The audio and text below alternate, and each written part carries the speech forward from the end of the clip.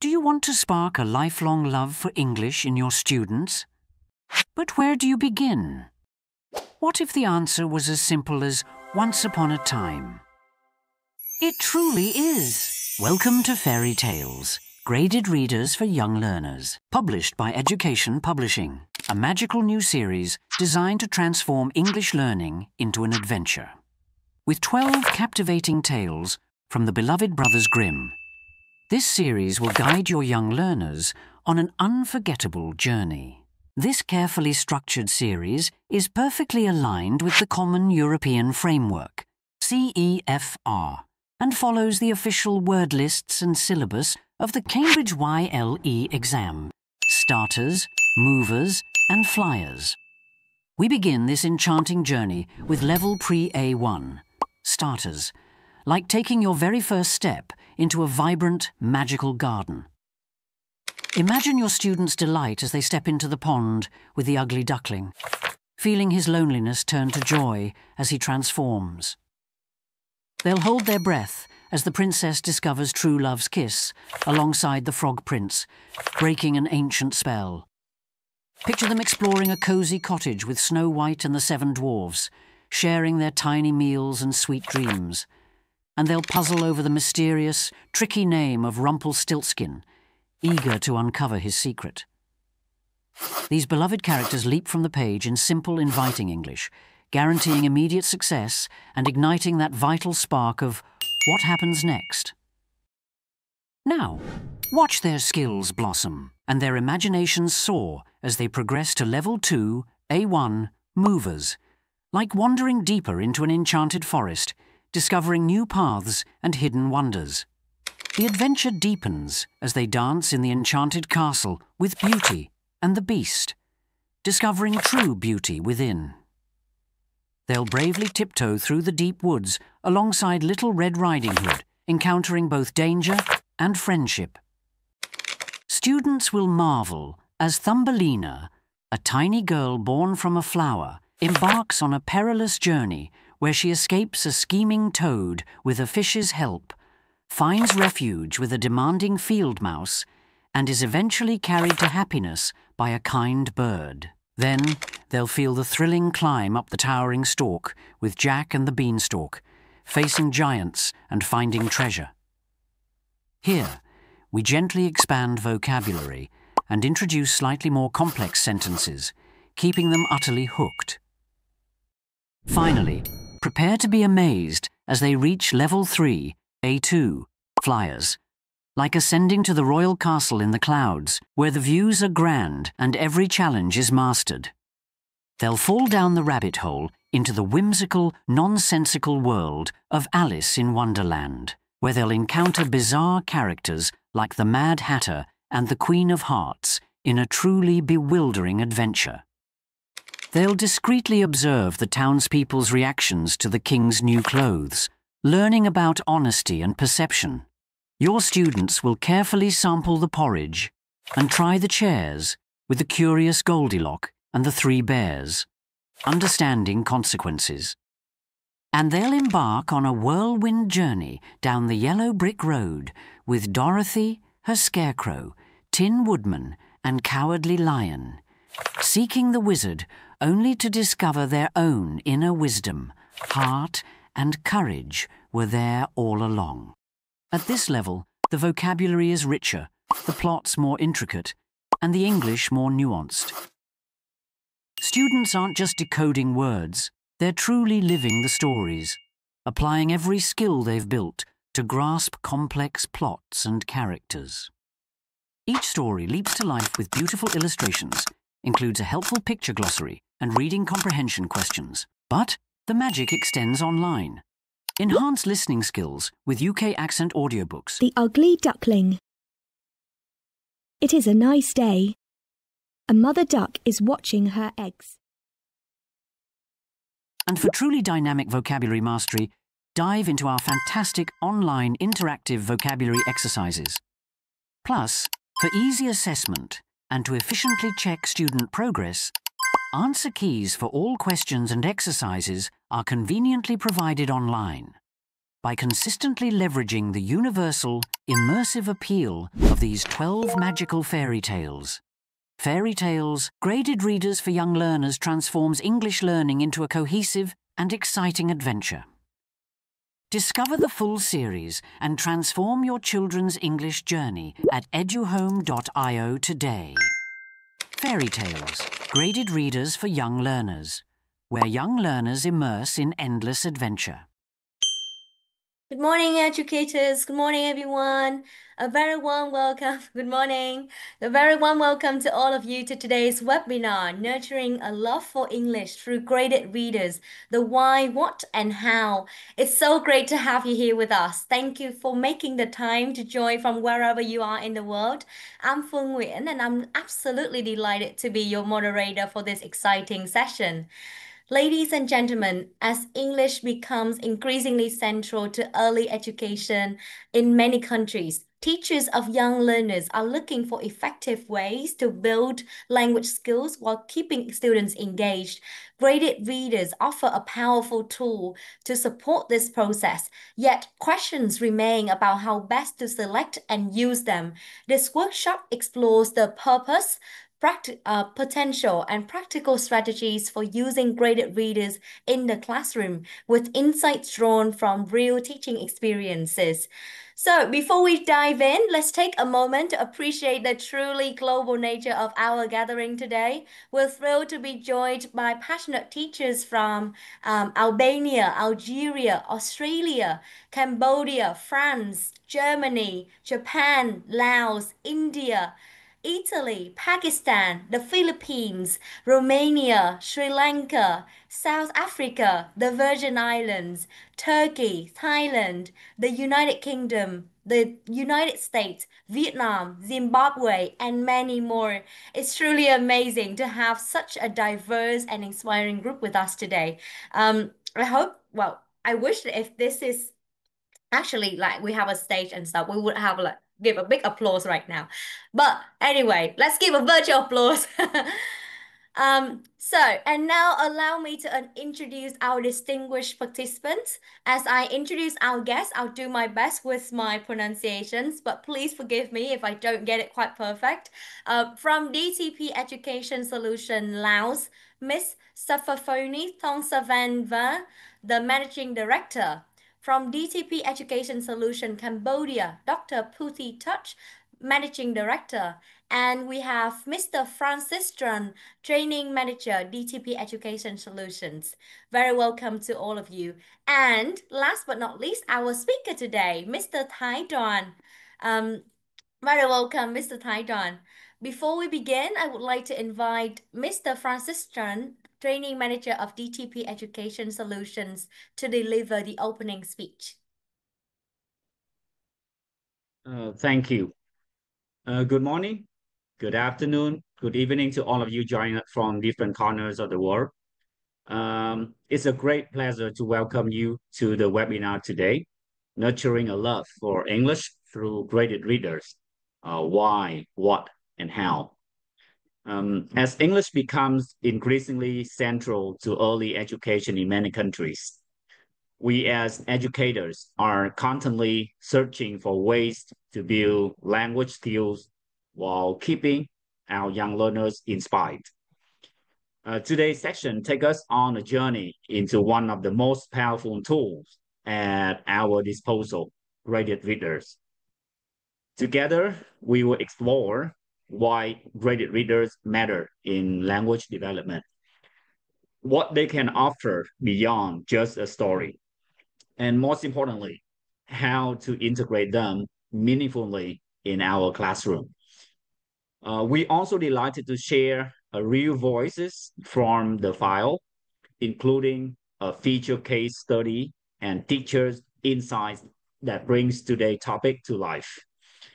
It's a real honor to have with us our speaker, Mr. Thái Đoàn, a passionate and deeply experienced educator. We're thrilled to have him guide us through today's section. And on behalf of DTP Corporation, well, thank you once again for being here with us. We hope you will find today's discussion both inspiring and practical as you continue to nurture a love for English in your learners. Thank you. Thank you very much, Mr. Francis, for your opening remarks. Ladies and gentlemen, before we get started, just a few quick housekeeping notes. So, yes, your e-certificate and sample materials will be sent to your email after this webinar. So no need to worry, you have everything you need. We'll have a Q&A session at the end of the workshop. If you have any questions for our speaker during the session today, feel free to drop them in the chat box. We'll make sure they get addressed one by one at the end. Please use the chat box instead of the Q&A box so that we could easily collect all of your questions. And for a smooth experience for everyone, we'll be keeping microphones muted throughout the session. Thank you so much for your understanding. So we've now come to the most anticipated part of today's event. Allow me a moment to introduce our speaker today, Mr. Tai Duan, who is based in Australia now. Mr. Tai Duan is a passionate and experienced educator with 3 master's degrees, including a Master of TESOL, a Master of Teaching, Secondary Education from Victoria Universities, and a Master of Special Education from Torrens University. He specializes in literacy and numeracy support for students with additional learning needs, using evidence-based strategies to foster reading engagement, comprehension, and confidence. Committed to inclusive and culturally responsive teaching, Tai has a strong interest in empowering learners of all abilities and backgrounds through language education. So, before our speaker begins his presentation, just a quick reminder that if you have any questions at all during the session, please type them in the chat box rather than the Q&A box. This will help us collect and organize your questions to share with Mr. Tai Duan during the Q&A at the end. And now it's time to hear from our speaker. So please join me in warmly welcoming Mr. Tai Duan as he takes us into today's session. Mr. Tai, over to you. Good morning, everyone. Thank you. First of all, thank you so much for coming to the webinar today. And I am so excited to see you guys today and very excited to share my experience. I'm here just to bring what I know to the best of my knowledge. I bring it here on this webinar for you and hope that you like it today. And I'm going to share the screen. Before that, I just want one simple question. Did you have breakfast already, guys? Do you have your coffee and tea next to you? Yeah. Okay, make sure that you prepare enough drinks and food so that we can start a little smoothly today. All right, let me start. Okay, so before we start today, I just have a few questions to ask you. Right, the first one. Can you please just think about this question and answer in your mind? Yeah, are your students ready to read? What does it mean ready to read? Yeah, are they able to hold the book? Are they able to point at the book or look at the pictures or choose their own book? Just think about that. The second one, are they independent readers? So what do you mean by independent readers? It means that the readers, they need no support at all. They just grab the book, sit down and read and explore what they really wanted to see, what they really wanted to know. Think about your student and think about that, like, do they need any support to become an independent reader? And the next one, in your classroom, are all of the students at the same reading levels? Because we know that, like, we have good readers, but sometimes we got students struggling to read. So are they all the same reading levels or they have different levels in the classroom? And how are you going to support them with this?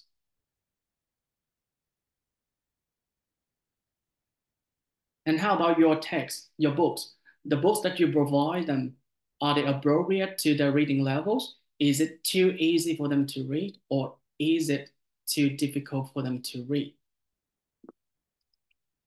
And what makes a great storybook for the young learners? Okay, so can I just give you one spare minute And then you think about these questions before I can move on. All right.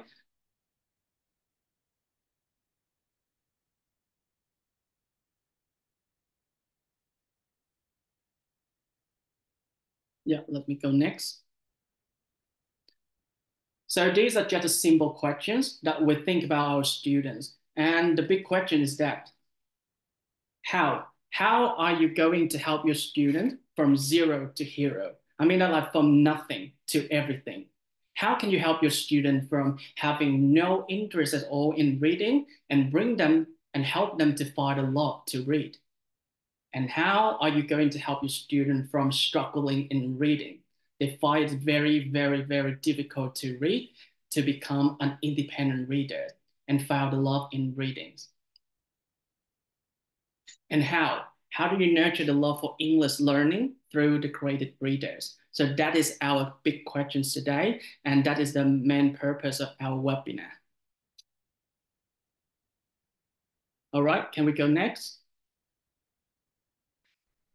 And the agenda today, we are going to address D. Okay, first of all, I am going to explain why why graded readers matter in the language development, especially the language learning for the second language learners, ESL learner. And then we are going to explore the what to bring to the student beyond just a story. Okay, what is more interesting than just reading, than just having a book? Okay, and next one, okay, I will focus on this part, the how. Okay, I'm going to share my experience in teaching reading by using the creative readers in my lessons. And I'm here not to teach anything. I'm just share my experience. And maybe after you're listening, if it is suitable for your context, you're welcome to apply. And if it's a little bit different from your context, I'm really, really happy to listen to your feedback and share and listen to your voice. If you want to share your own story at the end of the workshop today, the webinar today, yeah, you are invited to share your voices. Yeah. And number 4, the voices from the teachers and the future case study. All right, that is the agenda. All right, before we get into the main part, I just want to remind about the ZPD theory. So most of my teaching practice based on this theory, and all of us know that this theory comes from Vygotsky, the zone of proximal development. As you can see on the screen now, the learning is going from what we already know to what we want to know. So you can see in the green circle is what the student already know. That is their current knowledge or their previous knowledge. And the yellow circle is what they need to know or what the teacher wants the student to know. And how? How can we move the learning from what is already known to what is not known? So as a teacher, we are the supporter. We support the student to reach that goal, to reach that level. Okay, on the right-hand side, you can see that if learning is too easy or if reading is too easy, it's gonna be very boring. Can you imagine if you give them a book, a 10-year-old, a book with a basic like ABC or something very easy, they're gonna get bored and they don't wanna read.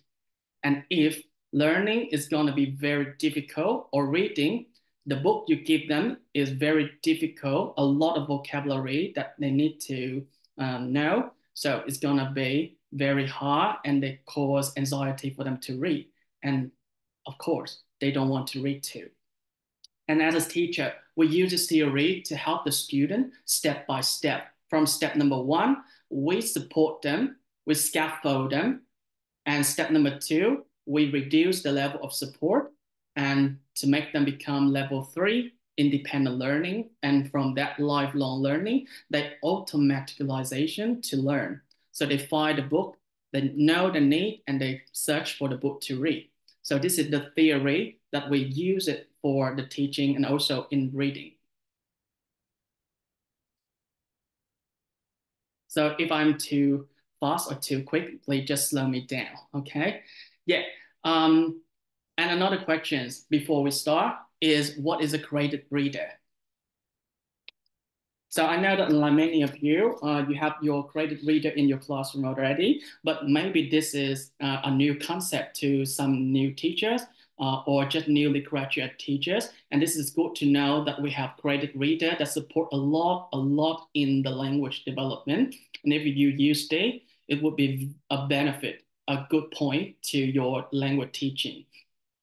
So a graded reader, it is a book written for language learner, especially English learner in your country, in Vietnam, in Cambodia, and in some country that not English is not the first language. So the language in this book are simplified and the vocabulary are controlled so that it meet the level of the reader. So it is not just to make sure that not very difficult or not too easy for them to read. So they have different levels. So the reader can find the appropriate level to read so that they can enjoy the book and they read it easily and enjoy what they are reading. In this book, they include limited vocabulary, not too hard for them, and they are sufficient enough for them to learn. And the grammar is appropriate for their proficiency.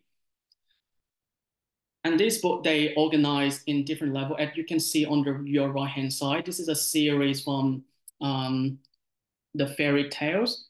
So they have like 3 levels from easy to higher level. So this is in accordance with the European framework from A1, A2, B1. And it supports the gradual progression in reading skills. And the third one, these books are designed for different ages and different interests. The topics and the story are really appropriate for young learners. Especially you can see that these are the fairy tales, which is very suitable for young learner under 12 years old, and they feel fine. I will talk about this more later today. And the format in the print. So you can see we have printed version.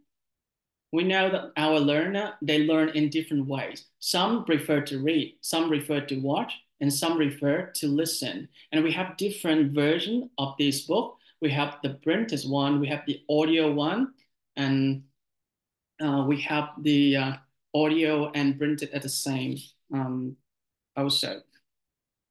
Yeah. And in this book, we have illustration, we have support features that included in here. For example, like the pictures to help with understanding. We've got the glossaries, the vocabulary list, or the activities and questions for their comprehension. And sometimes it comes with the audio or listening practice in the book here. And usually these books have 2 types. One is originally story, written especially for learner. And the other 2 is from the popular of the famous book in the world that is simplified, that is adapted so that is appropriate to the reader. As you can see that this series, we have some famous story, fairy tales here, like The Ugly Duckling, Beauty and the Beast, Alice in Wonderland. So these are famous, and we simplify it so that the young learner, they also can read and enjoy themselves. So these are the graded reader. So at this point, my question is that, have you ever used graded reader to teach in your classroom, especially teaching English? And if you did so, how did you do that? And was it successful to use these? All right, so this is just a question for you to think, and at the end of the workshop today, so I'm happy to listen to your sharing. All right, this is a question for you. Why reading is very important to language development? Can I have some opinions, please? Okay, you can type in the chat box. Can you give me some reason why reading is very important in English learning?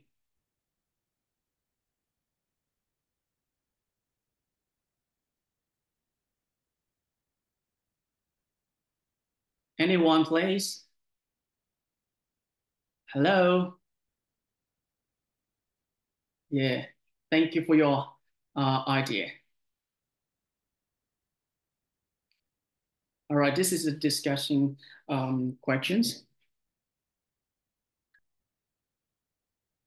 Yeah. Improve vocabulary. That's right. Thank you, Seth.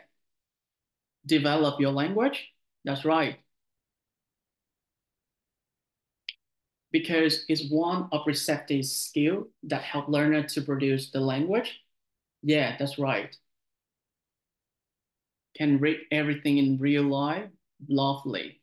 Enrich the learner knowledge. I love the idea. Okay, so reading can enrich the learner knowledge.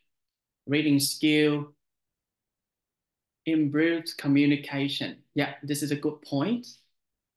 Build vocabulary and sentences. Personal development. Great.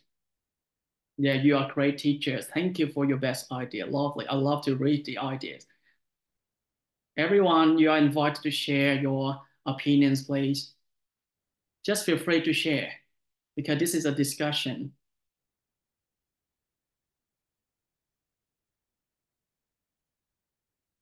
Improve vocabulary and critical thinking. I love that idea. Yeah. Writing skill support as well. Yeah, reading and writing can be collaborated and integrated. I mean, get the ideas and concepts in language. I love that. Open mind for more creative idea. Love it. Yeah. Improve grammar and syntax. That's right. It's true.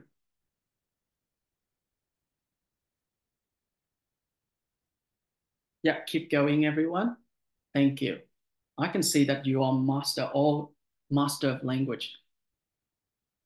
Enhancing writing skills builds a student craft the other skill in language development. Yeah, okay. So as we are teachers and we know and we have experience indeed and we know, so this is we understand that reading is very important in language development.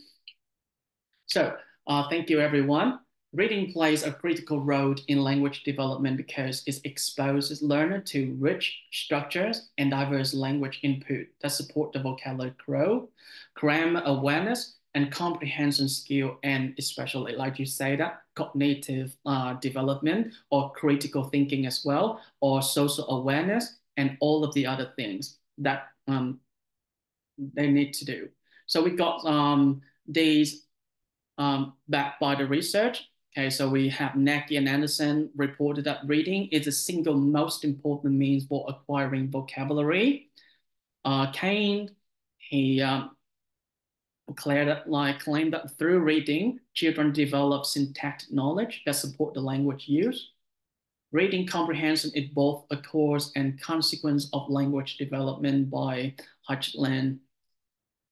Readings build metalinguistic awareness that support broader language development by Coda. And extensive reading leads to improved overall proficiency in the second language. Yeah, okay. And that is about reading. How about graded readers? Graded readers, does it really help the student to learn the language? All right, okay. So let me go into this one. Yeah, as I can see, that's a lot of you still share the idea. Thank you. And if I have time at the end of the session today, I will spend time to read it. Okay, thank you for your sharing so much. So why graded readers matter? So the first point here, the most important point is that it is support the language development. Can you please have a look on the right side at the pyramid and have a look at the like the components of the language learning here in reading. Okay, and you can see that from the bottom to the top. Okay, from the basic to the higher level, you can see in reading, we need to support student a lot of aspects like the concept of print, the letter sounds and phonics, phonic awareness, the knowledge building, vocabulary. I'm going up yet. Reading fluency and expression, text structures and genres, oral language, reading comprehension strategies, and finally is reading comprehension. So this is the language development we need to integrate into reading. Yeah, and the graded readers are usually control vocabulary and grammar that is suitable for their improvement. So each student, they have different levels, and if we choose the right book for them to read, yeah, is it good for their language development? It's help them to learn vocabulary, grammar, fluency, and especially make them feel confident in reading. And the second one, reading is not just reading. Okay, so reading must be a pleasure to read. So encourage reading for pleasure is very important, because if your child, they have interest in reading, they will automatically find a book to read. But if they are forced to read, they feel it's just like a burden and they don't want to read. Children are more likely, they make them want to read, not just have to read. So that's why we have the graded readers. They are appropriate to their levels. They are appropriate to their interests. That boosts their motivation to read. And the third one is the improved comprehension and imagination. So the stories, in the stories here, we have like how can I say that? Like they have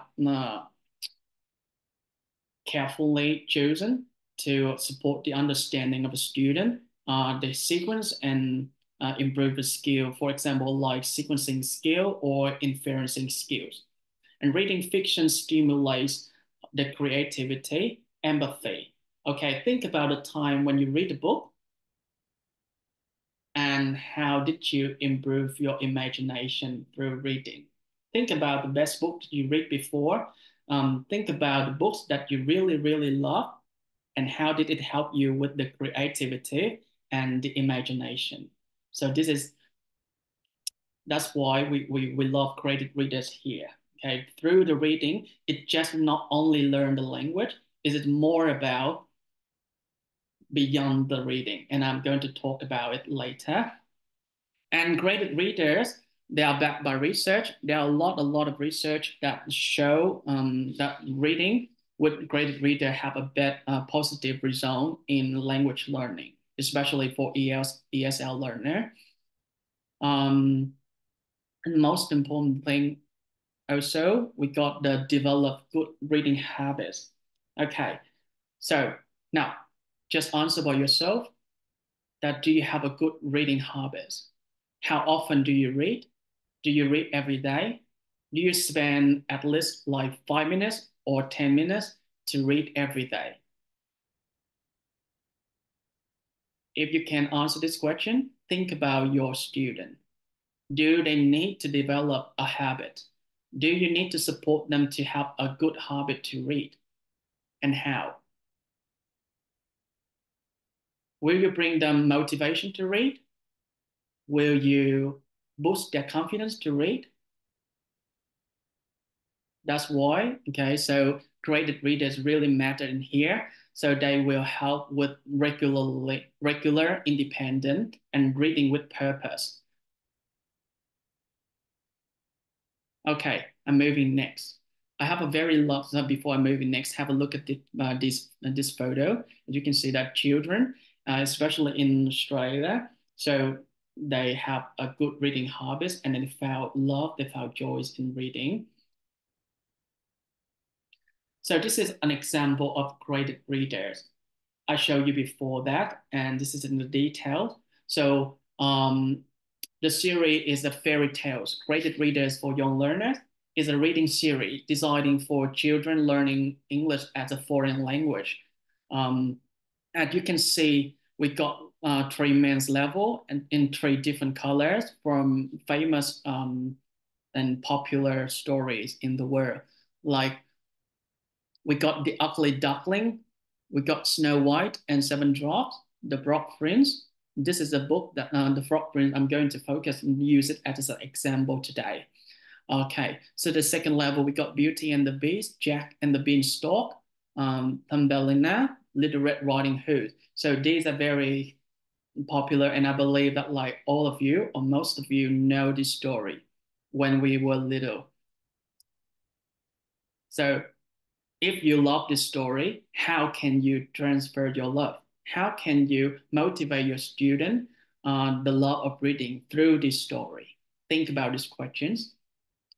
And the King's New Clothes, Alice in Wonderland, The Winds of Oz, okay, and Goldilocks and the Three Bears.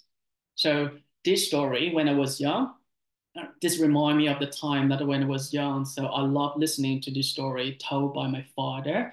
But children nowadays, they are very lucky to have the creative readers. They have like books for them to read, for them to learn English, for them to explore their imagination.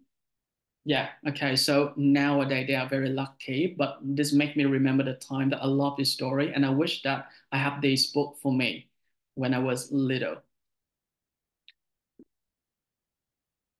Okay, so the special about this book is that like it's aligned with the common European framework reference for to support the learner from pre-English to level A2.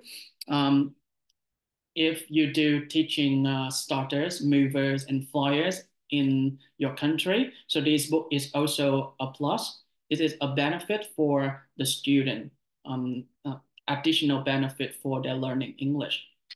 And this series features some of the most beloved fairy tales from the world I told you already. Each story is beautiful, illustrated, includes a picture glossary, and is followed by simple reading, comprehension questions, and vocabulary exercises. And I'm going to show you later today. So I found this one is really helpful, and I'm going to use the Frog Prince, one of the book in the story to do my example today. All right, as I told you so, reading is not just only reading. So what to bring the student beyond the story? So can you spend some minutes having a look at the two pictures, one on the left side and one on the right side? And please tell me what is the difference between the two pictures here. You are invited to share your idea through the chat box, please. Imagination, thank you, Chi.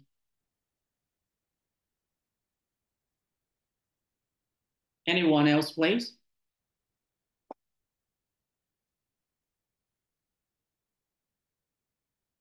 Interest, creative and active. Lovely. Yeah. On the left side is about words and letters. On the right side, about idea. Know the information, prediction, the love. Yeah, we build the love in reading too. Sound, the music, and the video. The interest in reading. Okay, how is the boy on the left side? The boy on the left side, how does he look? And how does he feel when he hold the book there?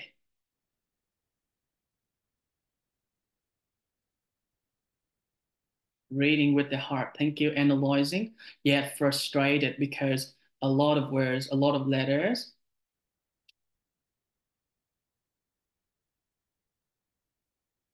Create new ideas. That's right. Okay, reading book.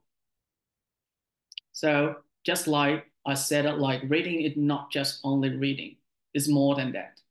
What to bring to the student beyond the story. Through the story, what do they learn? And what can they get from the story, from the created readers? Yeah, knowledge, learning, spark some creative ideas.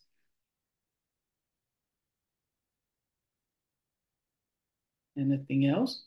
So I can see on the right-hand side that there are many question marks.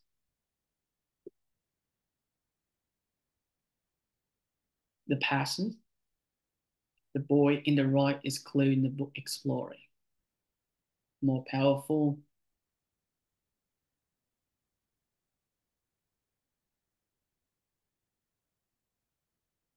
Reasoning, thank you. Yeah, okay. So questioning, reasoning, when we do read book, so they will spark the idea. The student will have a lot of questions. Imagine when we were young, you listen to the story told by your father or your grandmother.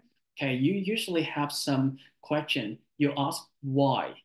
You ask how can. Okay, these are very, very good questions for the kids to grow and to develop themselves. That improve their brain, improve their critical thinking or cognitive development. So yeah, so that is beyond the book, beyond the story. So thank you everyone for sharing. Let me have a look at the time because like I'm talking too much. So okay, yeah. Okay, we still have plenty of time to uh, discuss today. And from basic reading and beyond reading, could anyone please share? Okay, so what is basic reading and beyond reading? So what do we do with the basic reading? Okay, now your turn to type and just have a little bit coffee. If you have coffee and tea, just feel free because this is a discussion and tea and coffee is good for you to spark your idea.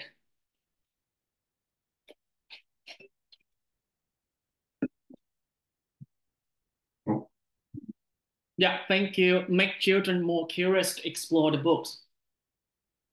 So basic reading is just improve reading skill and get information. Thank you, Chi. Can you be more specific about that? Okay, so what do we do with basic reading? Just read for fun? Yeah. Okay, I love the idea that just read for fun because we may teach students to read for a purpose as well. Get more information, read to relax.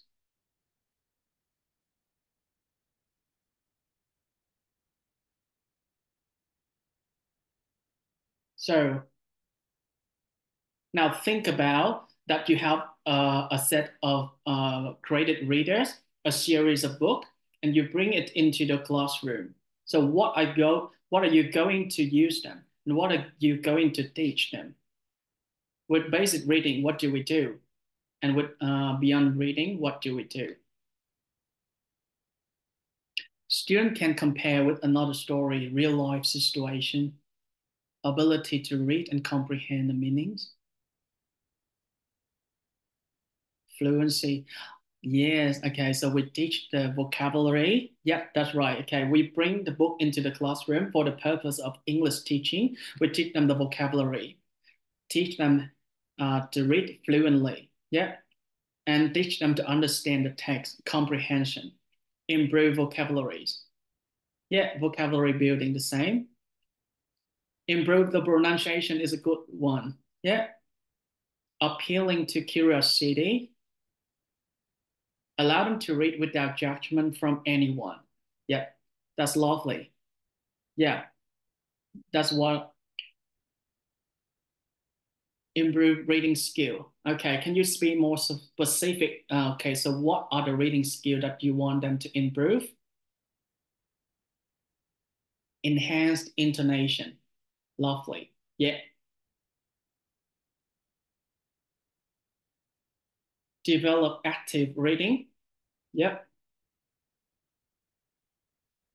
Just feel free to share, everyone. Okay, so this is our workshop. This is our webinar. Not only my opinions. I love. Okay, so I love to see your opinion as well because I'm learning from you. Everyone have different contexts. Everyone have a different country from different countries. So maybe we bring the knowledge to this workshop, and I'm really appreciate that you bring your knowledge to this workshop, and everyone can have a share learning. Okay, so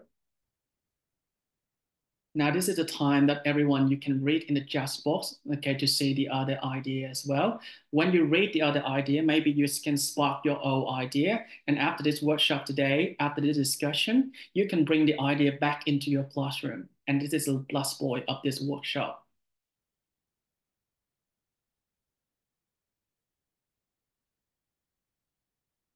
Basic reading. Read to learn how the news works. Beyond the reading, read to understand the concept, idea, and the purpose of the writer. Yep. Thank you, Fawn.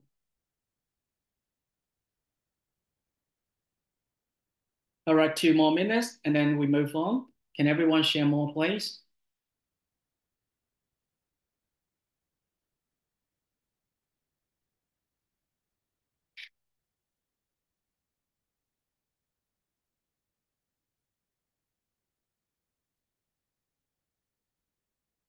Connecting to the theme and characters vocabulary.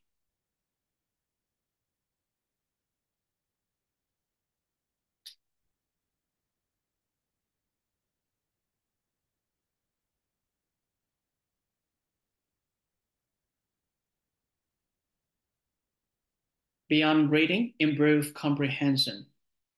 That's right. Okay, so I love the idea, history, culture, and the values. Yeah, beautiful. Communication skills. Hi, how do we improve the communication skill through reading? That is a good question. Allows them to build imagination for plays. Yep. Beyond reading is a way to read, exploration, and researching. Yeah, I love that idea.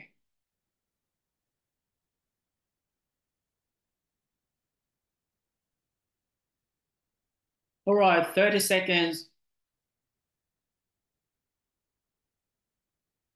Don't hesitate, just type your idea and share it to everyone. 20 seconds. 15 seconds.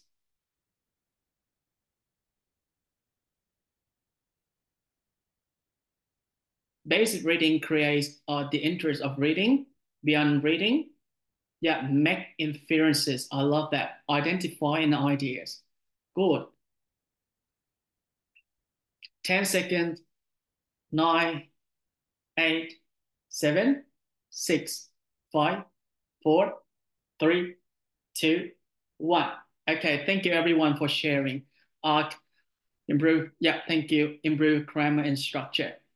All right, let me share on the screen here. Have a look at the screen, everyone. So what is this? Basic reading that we focus on the foundation of the reading skills, often taught in the early years. But beyond reading, we read, we help the readers, we help our students to go deeper into the thinking, the critical thinking, the cognitive thinking, analyzing and responding to the text.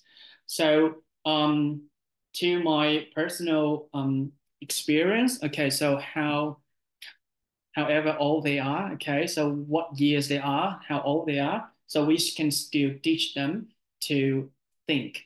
Yeah, that is an important thing. Beside help them to read, basically with the letters and words and phonics, something very like linguistics. Okay, so you can help them to explore more by asking the questions.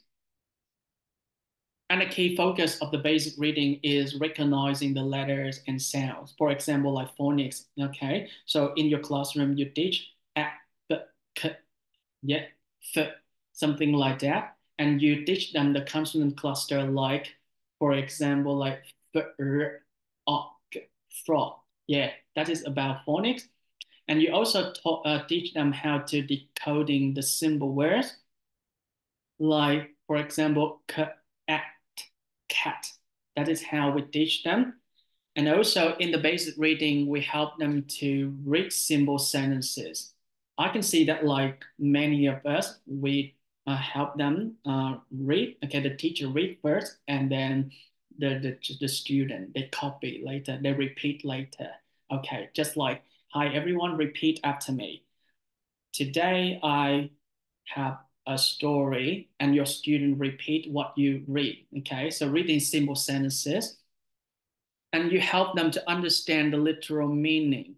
So, for example, after the reading, we also have some comprehensions part, just like who are in the story. Okay, what happened? What did they do? What happened then what happened next, and where did it happen? So the purpose of this question is just to check their comprehension. But okay, so as I can see that you share a lot of you share on the beyond reading. So we make inferences and prediction. For example, like if you read the story, so you will ask, if I were the character, if you were the character, how would you feel? Look at the character face. Do you think that the character is happy or not happy? And if you are the character, what would you do something different? Okay, and we can do some prediction. For example, like what happened next, do you think? Yeah. And in beyond reading, we also do with understanding the character. We go deeper into the character, the themes, and the author purpose to explore the implied meaning by the author. Okay, these help the student with the social awareness and beyond other, like like some knowledge beyond the reading, beyond the story. And some of you share already. Before that, I can see that some of you share reading connect to writing. This is a very interesting part, and I really, really love this. I'm going to share you in the later slides. Yeah, and also some of you do with speaking. After reading, you have a discussion. You have like acting in the classroom or creating something creative with writing and speaking and critical thinking. So these are the beyond the reading, and especially relate to the personal experience of the world. For example, like after reading the story, how do you feel? This is how you teach a student make the connection between the text they read to themselves or recall about an experience. Okay, have you had the same situation like the character in the story? So I will focus more in the later part today. And the goal of basic reading is to help the student become accurate and fluent readers who can make sense of the simple text. Okay, the purpose is that just to understand the text.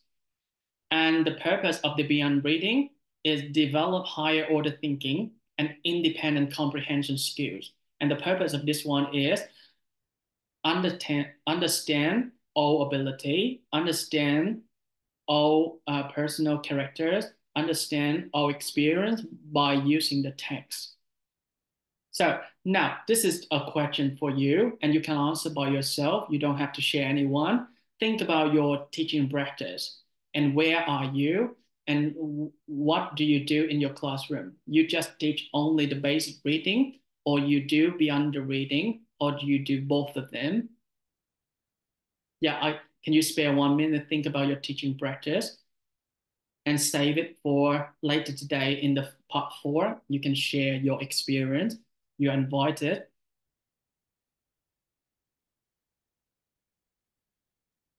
Yeah, this is a good time for you to reflect about your old teaching. So if you have a tool, but do you use it effectively? Do you use it thoroughly? You have a very, very powerful tool like Graded Reader. If the principal is generous to buy you a set of Graded Reader and put it into your classroom, how are you going to use it? You just let the student read for fun, or you do teaching, teach them on the purpose. Yeah, mix the 4 skills together.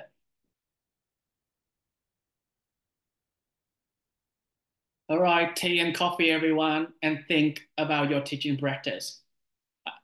Let's spare 1 minute only. Yeah, some of you can share on the chat box if you want to. It depends on the student level and their knowledge.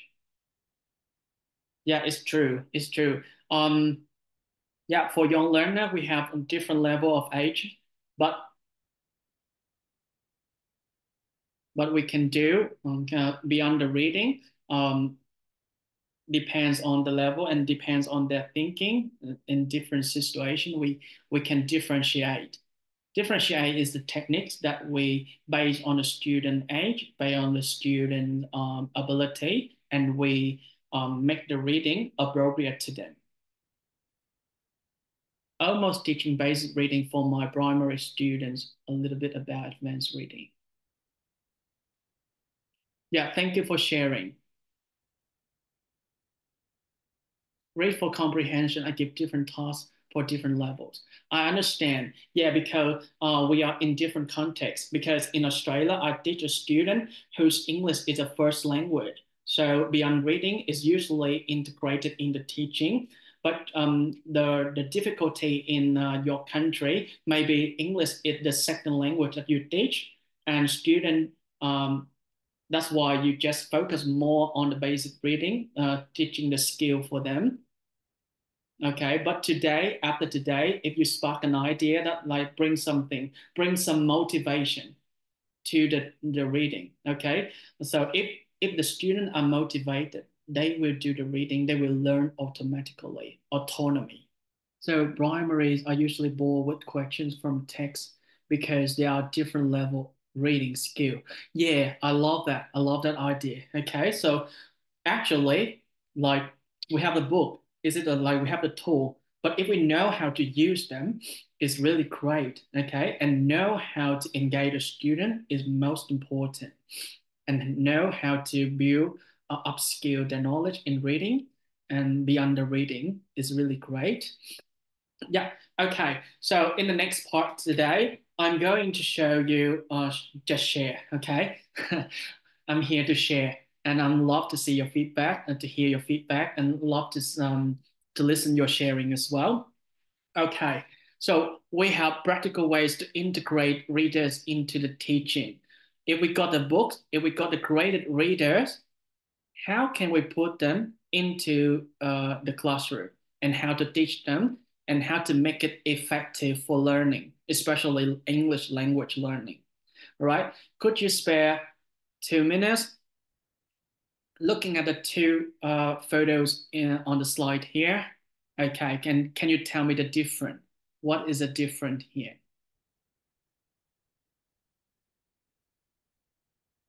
You are invited to share your thinking on the chat box, please. So we got two types of reading with the teachers. As a teachers, we are assistant. We are supported to help the student to improve their reading. Sorry.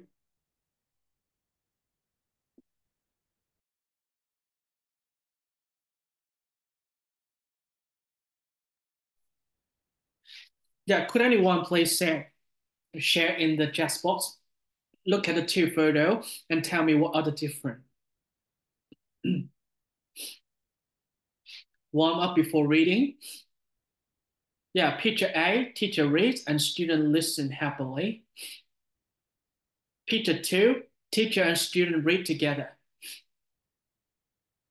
More engagement for the left class and the less for the right one. On the left, students relax.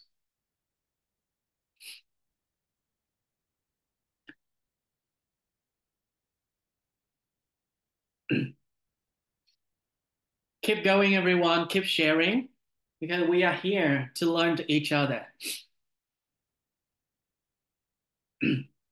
Model reading. Yeah, the teacher is model reading. In the picture, one student just listen to the teachers. Pick one, only the teacher has a book.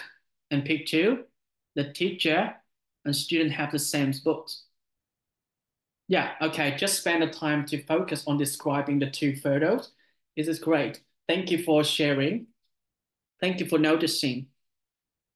On the left, student pay attention to the teacher, and on the right, they read independently.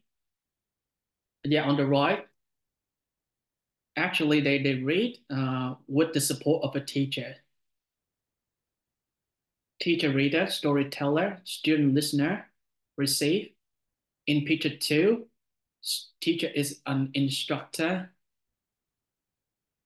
Model reading guide. Yeah, good.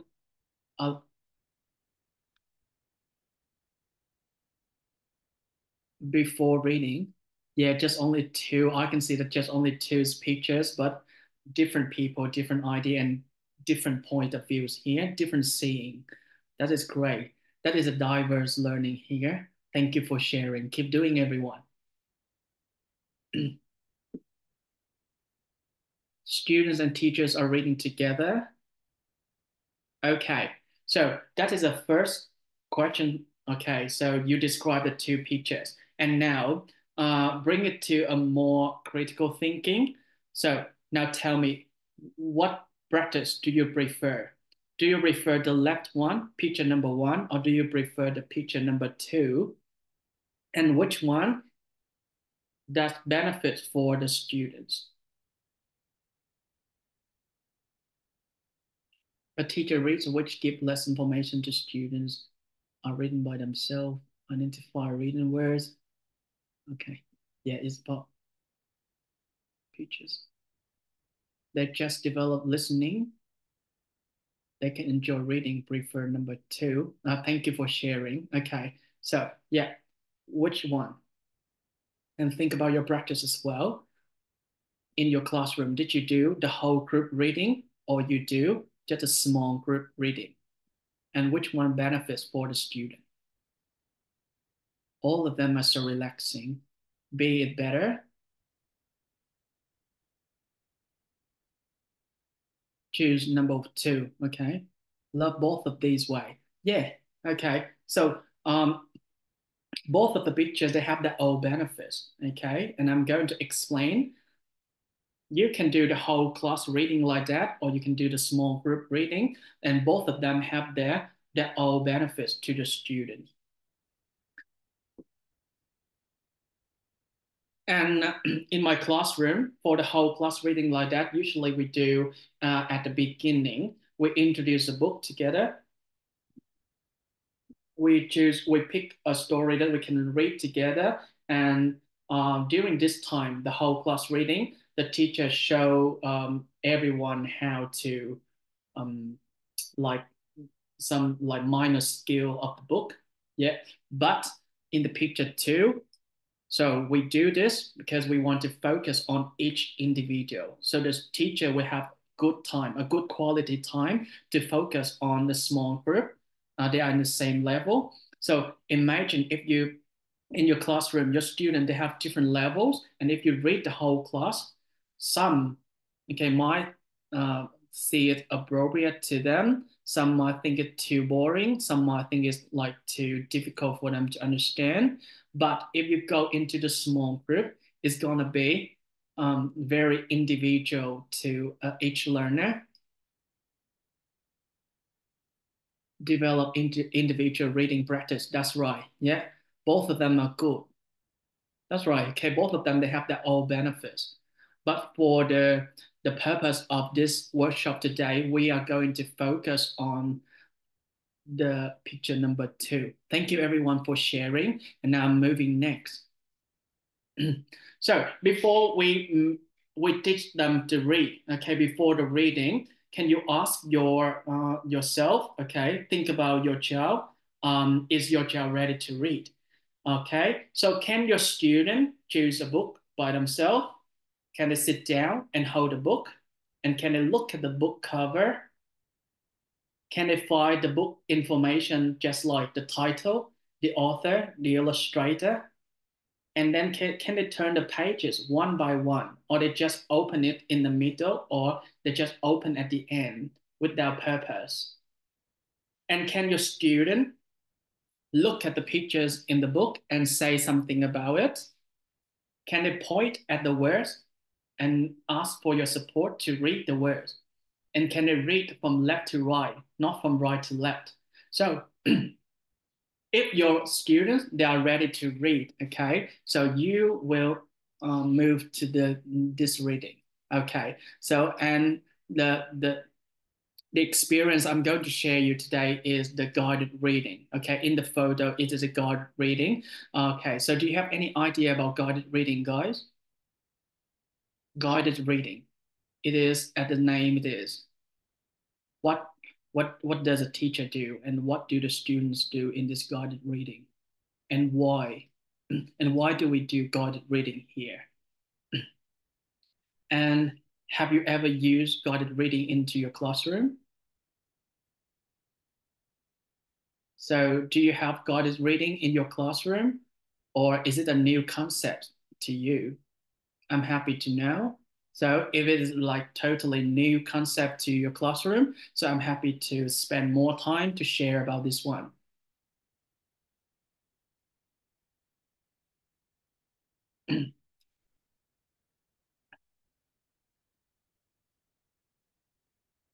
Teacher gives a task before let the students.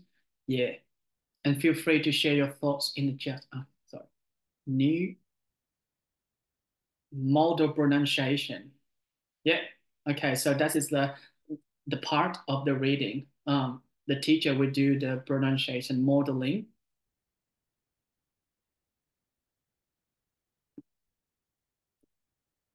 In the guided reading. Okay. So if you have experienced guided reading, what do you teach in the guided reading?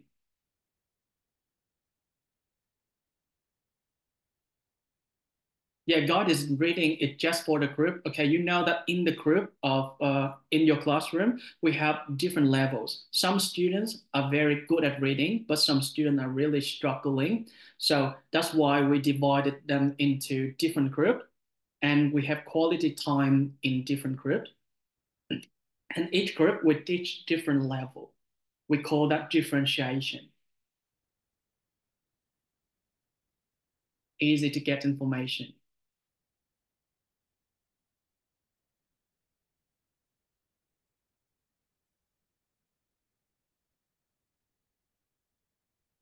Yeah, yeah, I got a good idea here. The teacher support the student develop using strategies for progressing challenging vocabulary. So it means that like because your students, most of your students are second language learner in English, so you mostly focus on vocabulary, grammar, sentences, pronunciation. Yeah, it is true. But also, don't forget about the beyond reading. So, what skills do we teach to improve? And if you have the graded readers in your classroom, how do you use it effectively? Not just only teach the language, but also teach the other skills as well. And here we focus on the reading skills. So, reading skill, we are more than pronunciation, more than vocabulary, more than grammar. We find the skill that help them to read independently. Okay, how? How to support your student to read independently? Self-reading. Okay, let me look at the time. All right, let me move on. So guided reading is a structured teacher-led approach. It means that the teachers will lead the group here approach to the reading instruction where a small group of students, usually they are at the same levels or similar reading level, very close to each level, and read the text together with the teacher support. So do you remember that the ZPD zone? If you want to help your student from struggling to independent reader, the teacher will support first. And after the support, we take away the support gradually. We reduce the level of support to build up the independence, to make them feel confident to read step by step. And later on, they will read by themselves. Okay. And the purpose of guided reading is to support, to put in the skill for the student, to support them to improve their reading by themselves. All right. And our purpose here to help them to reach the top. It means they're like independent reader now. So the purpose of guided reading is to help the student become confident, independent readers by providing targeted support, small group at their instructional level. Instructional level is mean that at the level they need to learn what they need to improve in this area. Do you remember the two circle, the green circle and the yellow circle? And instructional level is in the between, in the middle of the two circle. So we need to choose a book that is at that level so that they can not too easy for them, not too difficult for them. something that they think appropriate to build up their confidence to read and become independent readers. So the purpose of guided reading, okay, so it is help the student to become a better reader, as I told you, an independent reader. Okay, without a teacher, can your student read by themselves? And think about when they grow up, they have to read everything by themselves, no support at all. The only support they can have is themselves, or they use technology to support them to read. But okay, so how do you build that from struggling to an independent reader? And I can see that, okay, most of you focus on teaching the vocabulary, teaching the grammar through the reading, but don't forget to teach them the reading strategies. And in the next few slides, I'm going to share my experience, my strategy to teach the reading. And I focus on that. Okay. The purpose of guided reading is also give the right book for the right level so that they feel appropriate. They think that it's appropriate for them to read and improve their confidence. And practice reading out loud, talk about a story, build independence. And this is the guided reading cycle. We start from the blue one, okay, the blue color. Before you let your student read, make sure that you know your student. You understand your student well enough. You know where they are, okay? What are they struggling? What are they good at? What is their strength? What is their weaknesses? And what do they need to improve? What support do you provide your reader, your student, so that they can improve? So you analyze data. Usually we do. In at my school here in Australia, we do the PM assessment. We call it a running record. We have the student, we have an assessment to know which level the student is. And we identify the level so that we choose the right book for them to read. Okay. And if you don't have any assessment, you can use a previous guided reading, previous knowledge about your student, or a previous teacher note. Okay, so just try something, any source that you have the best knowledge about your reader, about your students. Okay, so first of all, analyze your student. And then you move to the green circle. It determines the learning focus. It's like what you want your student to develop. This part, you identify the area for development. So you determine that, like, do your student need more vocabulary? Do your student need grammar? Do your student need a reading strategies? For example, like if they struggle with reading a word, how can they read it by themselves? Okay, you think about your student and identify what they need to improve. And after you do that, okay, so you select an appropriate text. It means that you match your student to the level that they are with a text appropriate to level, not too easy and not too difficult to address the learning focus. And you have a plan for them too. Yeah, okay, so the weekly program. It's not just like 1 day or 2 days that your student improve the reading. You have a good plan, a good teaching plan. Okay, what do you do every week for them? And what is your expectation? If you give them the book, okay, what do you expect them to improve? You need to have a success criteria. For example, like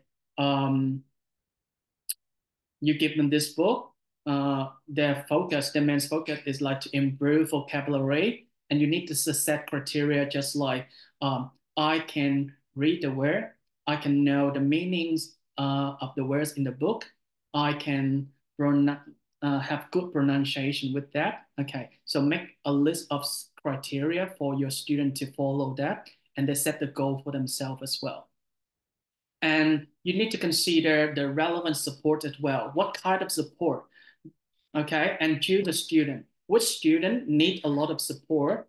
Which student need less support? If the student need less support, just let them be independent. Do not spend a lot of time. Okay, you use the time to focus on who need it most. And finally, you conduct a guided reading. After you know your student well, after you have a clear plan, you know who need what and who need who. Okay, you put everyone in different groups. Okay, we got usually in my classroom, I got 3 levels. So the low, the medium, and the nearly independent group. Yeah. And then you conduct a guided reading. And in the guided reading, I would do before reading, during reading, and after reading. So now I will stop talking. I will zip my mouth now, and it's your time. Okay. So think about if you are about to conduct a guided reading session in your classroom, what do you do before reading, during reading, and after reading? Okay, I zip my mouth now. I'm not going to say anything, and please share. Okay, so now focus on before reading first. What do you do with your students?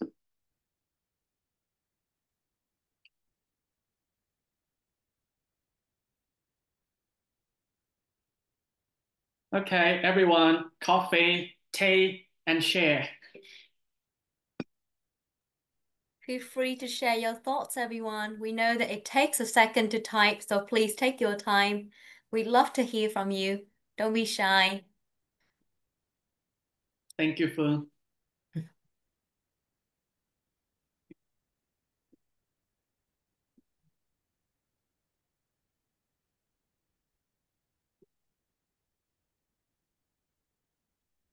Come on, everyone. Okay, I know that you're very good experts in your classroom, and I want to learn from you.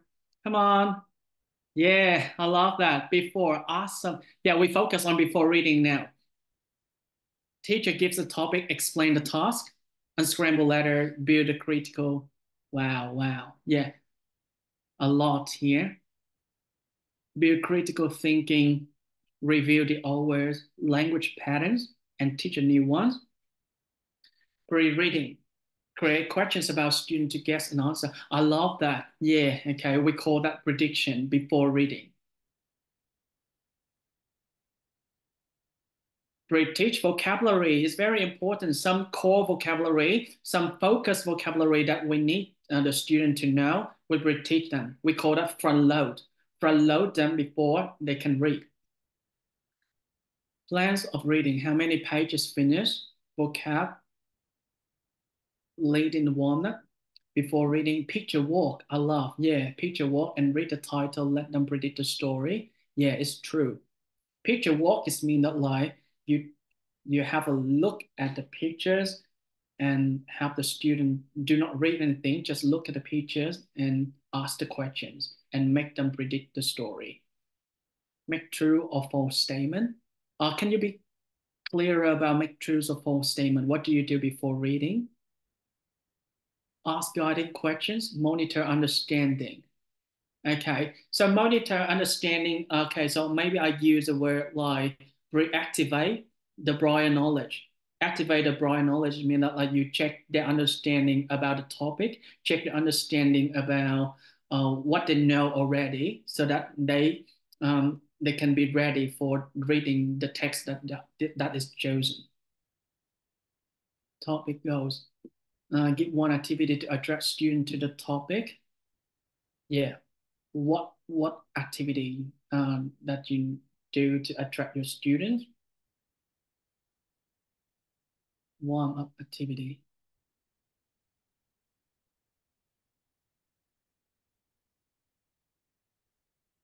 Can you still hear me, guy? Yeah, okay, thank you. Gallery walk. Yeah, I love that. Before reading, introduce the topic using the pictures, video, short discussions.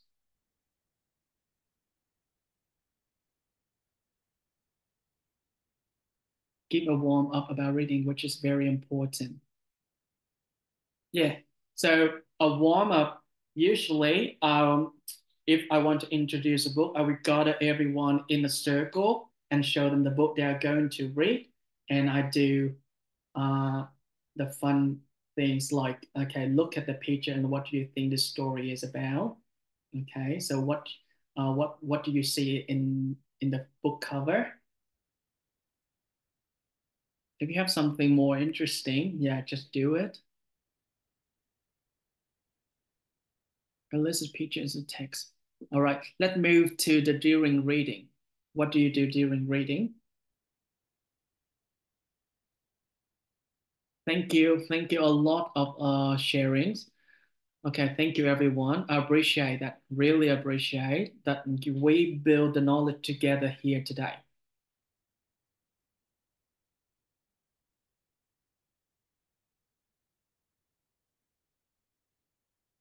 Yeah, all of your sharing, there is no right or wrong. Okay, we just learn from each other. Just feel free to share.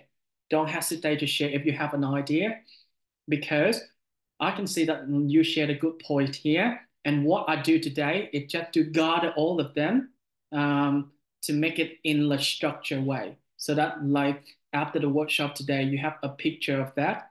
You spark an idea, you know what to do. Okay, I'm here just to put your ideas into a structure so that you can bring it home today.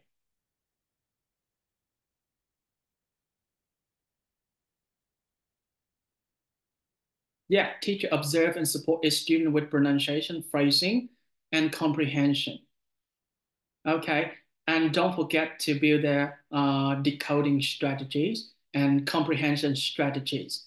Okay, so the teachers here just to give you, you remember that like, do not give the student the fish. Just give them the fish roll so that they can catch the fish by themselves. All right, our job as a teacher not to provide them knowledge. We provide them the tool, the powerful tool to catch the knowledge, to get the knowledge by themselves.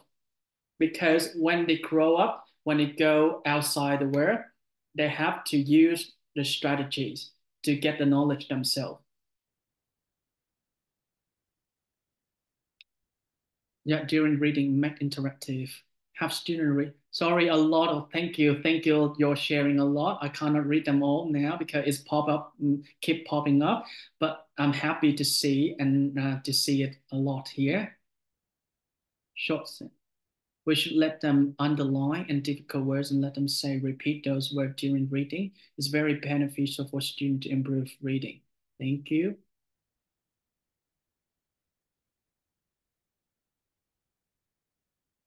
Guided reading. Yeah, the guided reading through activities from simple to complicated in order to get the students' comprehension. All right. Okay. Now keep moving. Just one more minute for after reading. I just want to know, how do you know about guided reading? So that, okay, is in the next slide. I'm going to focus on the guided reading. What do I do during my guided reading? Yeah, because I know that some of you know the guided reading already, and you have a picture of it already. But some of you, this is a new concept in your country because maybe you are newly graduated or you are new teacher to the education here. So guided reading is a new concept for you to learn or for you to know. So I just want to know how many of you know it.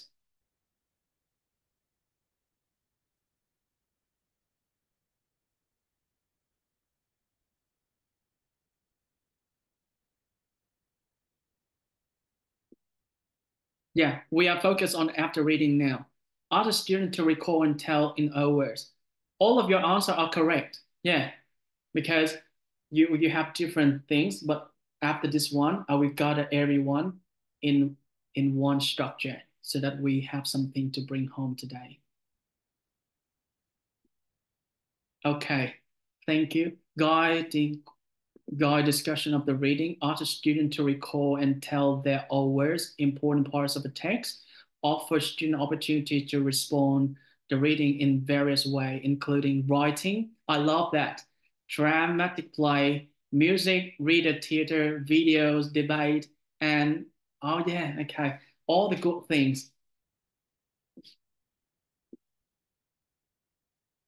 Okay, yeah, after reading, in second language learning, English as second language learning, usually we check their comprehension. But like, yeah, think about something beyond the comprehension. What do you need to input your student? Okay, Thank you everyone for sharing to save the time. Okay, we still have 1 hour left, but we still have just half an hour more, and then we have the question and answer. Okay, let me move on. Okay, so this is my example. This is my own experience. Okay, so maybe some of you find it suitable for your context to teach, but some of you think you have a different context. So just feel free to listen. And I'm happy to listen to your feedback at the end of today. And I'm happy to listen to your own story, your own teaching practice. Okay, thank you, everyone. Before reading, the purpose of this part is that to build the background knowledge for the student, to set the purpose of why. Why do you need to read this book today? And what do you need to improve after you read this book? And prepare for the reading. What do you prepare? You might prepare like a grammar point or key vocabulary for the student, or prepare them something that they need to get them ready before they can read this book.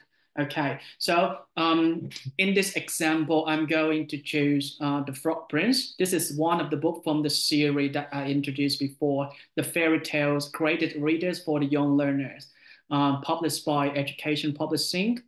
Um, and thank you, DTP and Education Publishing for allowing me to get this book for my example today. And I love this book. Yeah, thank you so much. All right, before reading, I usually get all the students in my group to review and predict the book. For example, I asked them to look at the book cover. This is the book cover you can see on the screen here, and ask them, what do you think about the story? Or what do you think this story is about? Okay, so now, can I assign Fung? You are my student now. Okay, can you Yes. turn on your microphone, Fung? Can you hear me? Yeah. Yeah. Okay. So now pretend that you are my student now. Can you have a look at the book cover and tell me what do you think this story is about, and what do you see in this book, this front cover? I'll try to eliminate all of my prior knowledge. Well, I could see that on the cover, the title of the book is The Frog Prince. So I guess it will have something to do with a prince. I could see a Mm-hmm. beautiful prince there and a princess, or like Mm-hmm. maybe a girl who's like holding a frog very dearly. So I guess like she loves that frog, and then Mm-hmm. it will like turn into like a prince later or something. Ah, yes. Okay. So the frog, you can see that some magic stuff from the frog to become a prince. Yes. Yeah. Okay. So that is the prediction of the book. Ask the student. Okay. Engage the student by asking them to look at the book and tell what they see and what they think the book is about. This is the prediction. And also, you can activate the bribe knowledge by asking them. For example, Fung, can you tell me, do you know any fairy tales with a frog in them? Have you ever heard any story with a frog? Yes, I think I've heard several stories. I think one story about like a frog prince. Or I guess it's I'm not sure if this books like tells a similar story for to what I've heard before or not. And then I've watched a video or like a movie about a frog prince before. I think it's made by Disney. Yeah, okay, that's a good experience. Do you love that? Yes, Yes, absolutely. okay. Yeah, and today we are reading something similar with this one. And okay, so we need to move to activate prior knowledge. Okay, you get to know if the student understand something in the book that you intended before. Okay, now, can you tell me, have you ever heard of someone making a promise, and why is it important to keep promises? Yes. Well, in my life, I think I've heard many people making promises, and I think it's very crucial that we keep promises because it show our integrity and it shows that we are able to keep promises. I'm trying to answer as of well, how old am I now? 10 years Mhm. old? Yeah, okay. Thank you for your sharing. Yeah. So that is how we activate. We get to know the student. Okay, we make sure that like okay, ask some question to know that if they are ready, or to just quickly identify what they need to know about the book before you can help them to read the book. Um, and then we focus on teaching the core vocabulary. We call that front loading. Front loading is meant to teach vocabulary, some important vocabulary in the book before we open the book. Yeah.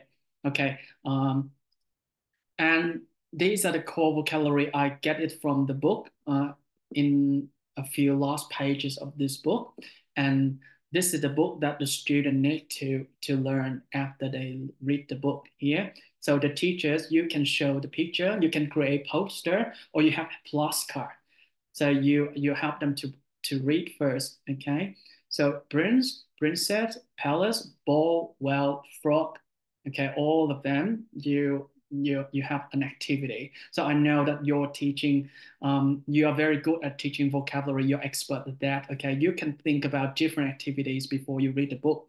Some can do like matching activity, some can do drawing activity or sketching activity that may be very engaging to spark and to hook the student into the reading. If they know this vocabulary in advance, so the book gonna be not very difficult for them to read. I'm going to back to the slide before, and then I set the purpose. Okay, so I'm not sure that you do the learning intention. Make sure that you introduce the learning intention before you teach. So the student know what they are doing, know what they are going to do. For example, like today, we are practicing making prediction using this book and thinking about the character challenges. Or if you focus on teaching vocabulary, you say, today we are going to learn some new word from the story The Frog Prince. Or if you teach like some social awareness, okay, you can say, today we are going to find out how the frog becomes a prince and what the lesson the prince have learned and what can we learn from this book today. Okay, so set the purpose and introduce focus strategies. I'm going to focus on the last one. Okay, so the strategies for reading. So during reading, we support reading, monitor understanding, and develop reading strategies. In my classroom, I have a group of students with the similar level. I give each of them one book and help them read quietly first. Okay. And then they take turn individually. They will read and the teacher listen. Could anyone tell me why we have them read? Not the teacher read, but the student read. And the teacher just do the job is listening. Okay. Could anyone share me why?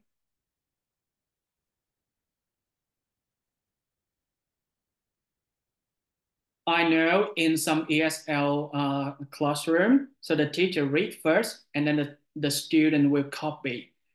The student will repeat after the teacher. Okay, but can we do that like let the student read by themselves first and the teacher listen only? Could anyone share me why? Yeah, just feel free to share in the chat box, please. I could see a few hands raised. Yeah. Feel free to share your ideas in the chat box, everyone. We'll be keeping microphones muted throughout the session for a smooth experience for everyone. So if you want to share anything, please pop them into the chat box. Yeah, I think ideas are pouring in. Yeah, encourage the student to read so that they will gain confidence, receptive skill, absorb the story content by themselves.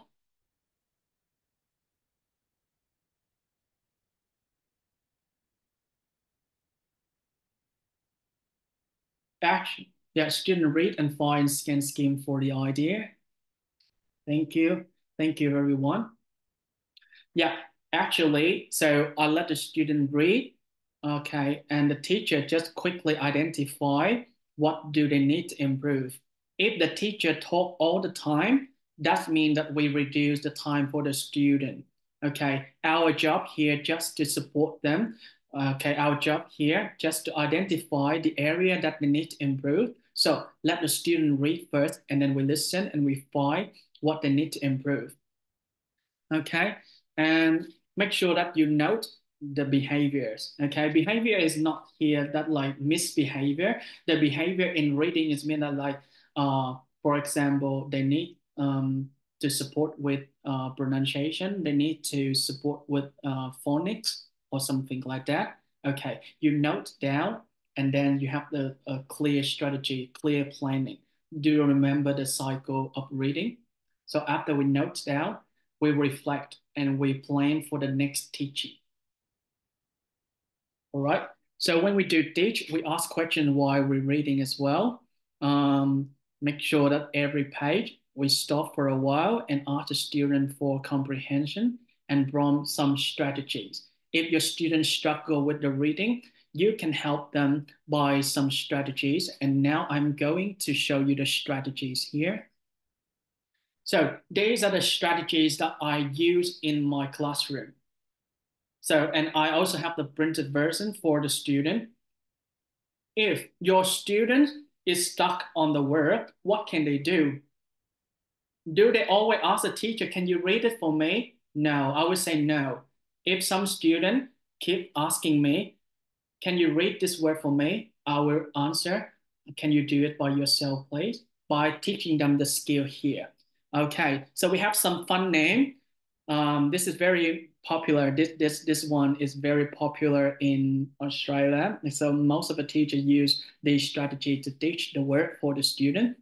For example, eagle eye. If you're struggle with word, you can look at the pictures and guess the word. Lips the fish. Make sure that you have your lips ready. Okay. So just try to say the sound, to make the sound out. Stretch his neck. Or stretch out the word. Okay. If you can read, if you cannot read the word, just stretch them out slowly, slowly, and faster and quick. Yeah. Or chunky monkey. Don't worry, I just introduced here, and then I will give one example for you guys. The chunky monkey junked the word. It means that if the word is too long or too difficult to read, teach your student to break them into pieces, break them into small parts so that they can recognize the similar sound, the sound that they know already, and they junk them. Okay? And skip a frog is mean that skip the word. Oh, after I try many times to read, but it still not make sense, just skip the word and keep reading. Don't worry about the word that I don't know. Okay? Maybe if I keep move on reading, I will know the word later. Try and lion is mean that like teach your student, try it again. Read it again. If we don't understand, try and try. And flip the dolphin, flip the vowel. So I will show you an example later. Meaning the verb, ask if it makes sense. If the word doesn't make sense, read it again. And helpful kangaroo. And the last choice, make sure that, okay, teach your student. The last choice is to ask for help, ask your teacher, okay? Do not train your student like every difficulty they encounter, and then they come straight away to ask the teacher for help. Teach them the strategy to support themselves first before they can ask for help. All right, here example, junkie monkey. This means that if your child look at the word, they do not know how to read it, okay, so jump them into the little part here. For example, the word princess. But if they don't know how to read the princess, they can do in says princess. Yeah, we make it in the small part. We call it junking so that they can read it. Princess, princess. Example number 2, flippy dolphin, flip the vowel. As you can see that the red vowel, okay, so usually we teach the alphabet, we say I. I. Okay, princess. After your student read it, okay, help them. Does it make sense? Princess. The princess is it sound like doesn't make sense, and we use the dry lion trying to read it again. Okay, change the vowel, flip the vowel, like not I. It must be E. In princess. Ah, yes, it makes sense this time. And then keep going to read. Or another example is the stretch out, stretch his neck. Some students that are struggling with the word, what do you call that? Consonant cluster. Consonant cluster is like two consonants get together to pronounce a word. Okay, so just separate them and stretch them, and then we just like a rubber band. You know the rubber band, stretch, and then combine them together. For example, here, so some student may say a rock, a bog, a fog, but they do not sound it correctly. Okay, it should be frog, but some students say bog, fork, rock. Yeah, and we teach them how to chunk and then combine them together. For example, now say frog,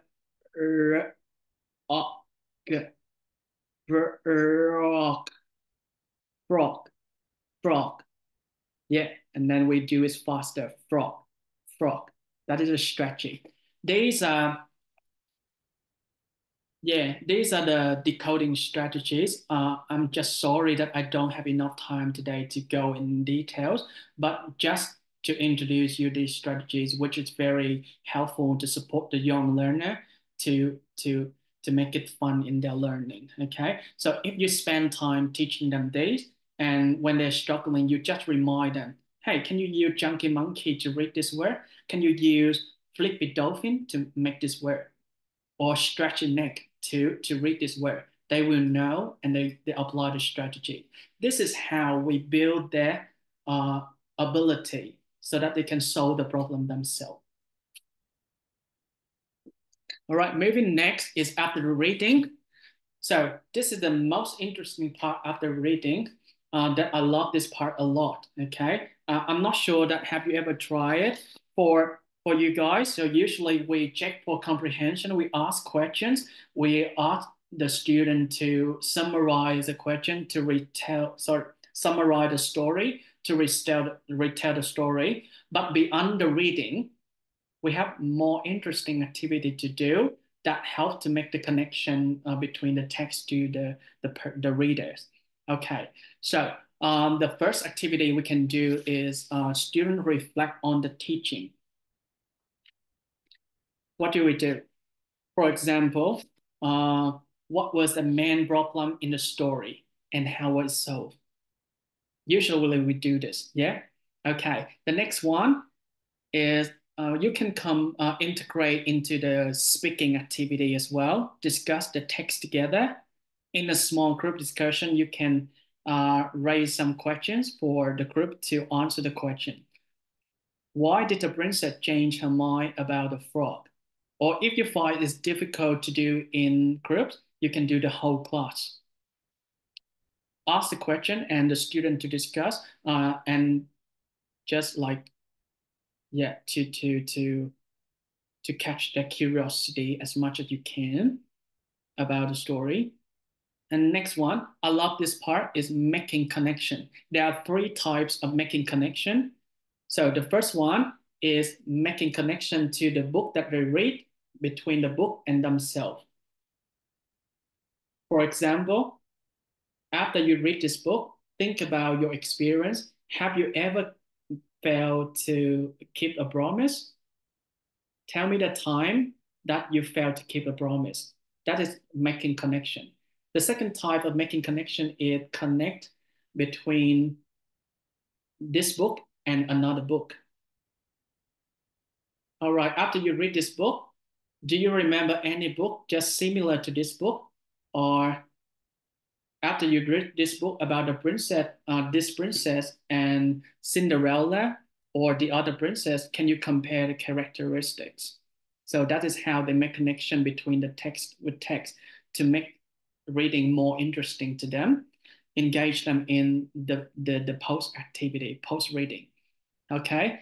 Or making connection between the books with the word themselves. All right, for example, after reading this book, what do you learn from this book? And do you think this book is valid in your classroom? Is valid in your daily life? Do you think the values of the meaning here is, is that you need to learn? Okay, so help them to make the connection.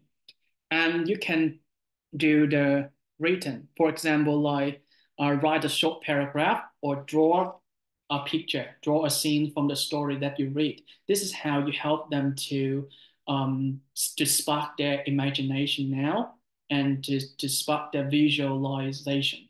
All right. So after they read, what picture in their mind, and are you able to help them to bring the picture into the paper, into the writing, into the drawing? And more than that, okay, there are more fun things to do, that you do the creative extension.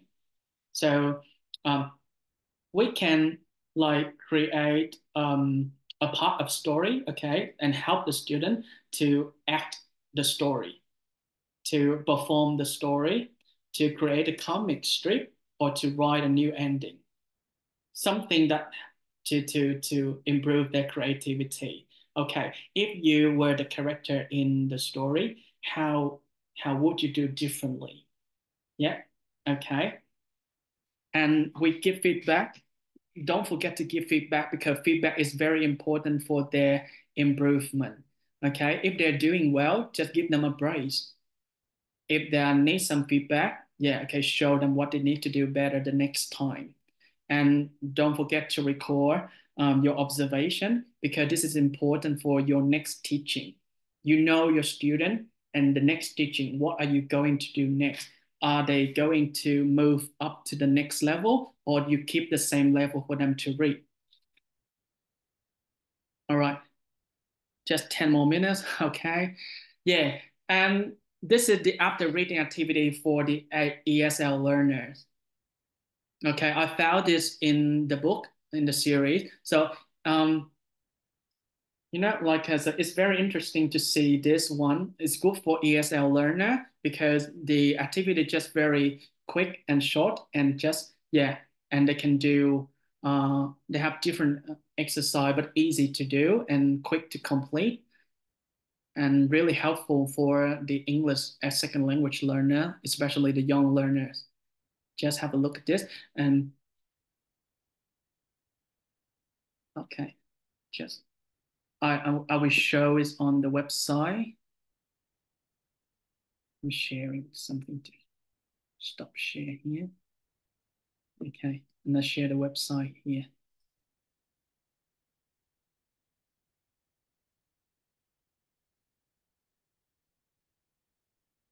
Give me 1 sec, everyone. Yeah, as I say that, like, students are different type of learner. They are diverse learners. Some prefer the print test, but some prefer the audio. And we have an online version that have the audio here to support the learner. Okay. The Frog Prince. Yeah. This is a story about a beautiful princess. She lives in a big and beautiful house. It's a nice palace. Let's see what she is doing now. She is playing with her ball. She loves her toys and she loves nice things. She loves her ball a lot. Yeah, okay. So this is good for audio learner or visual learner, because they need support. Consider that your classroom is the diversity classroom, diverse need. So they have different needs. And if they are interested in the source of resources, okay, make sure that you provide it in the classroom and make them accessible to your students. And also we have different okay, if you want to highlight individual word or highlight the whole sentence, it can do it. Yeah. Now the princess is sitting next to an old well. The well is next to the palace. She is playing with her ball. She throws the ball, but she doesn't catch the ball. The ball goes in the well. Now the princess can't get her nice ball. Yeah. Okay. So yeah, just quickly show you this pictures. This is the best part because remember, okay, when you were little and you just have only one option for the story learning, it just listen to your grandma or listen to your father. Okay. And now this generation, the young generation now is very lucky because they have technology to support them in their learning. Yeah. Okay. Make sure that we use technology to support the reading here. All right, I come back to my slide. It's nearly finished, everyone.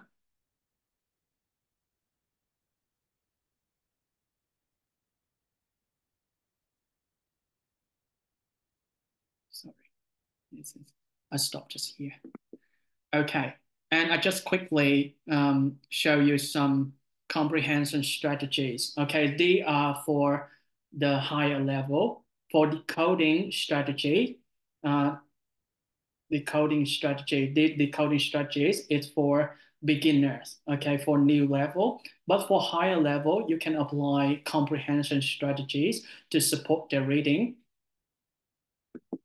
Okay, for example, after reading, you can do summarize the story by showing them how to sequence first, next, then last. What happened at the beginning and what happened in the middle or at the end. All right, you can help them to build up their critical thinking by predict what happened next. Okay, use the picture information or their personal experience or their prior knowledge to ask them. Okay, using the clues in the book or using the clues in what they read to ask them what happened next. What do you think is going to happen? Or during the time that they read, they can make connection. I told you already, okay, have you failed to keep a promise to someone? And do you think that this character is similar to an experience that you experienced before? All right. Or visualizing. Visualizing is mean that like create the mental pictures or the senses during the reading.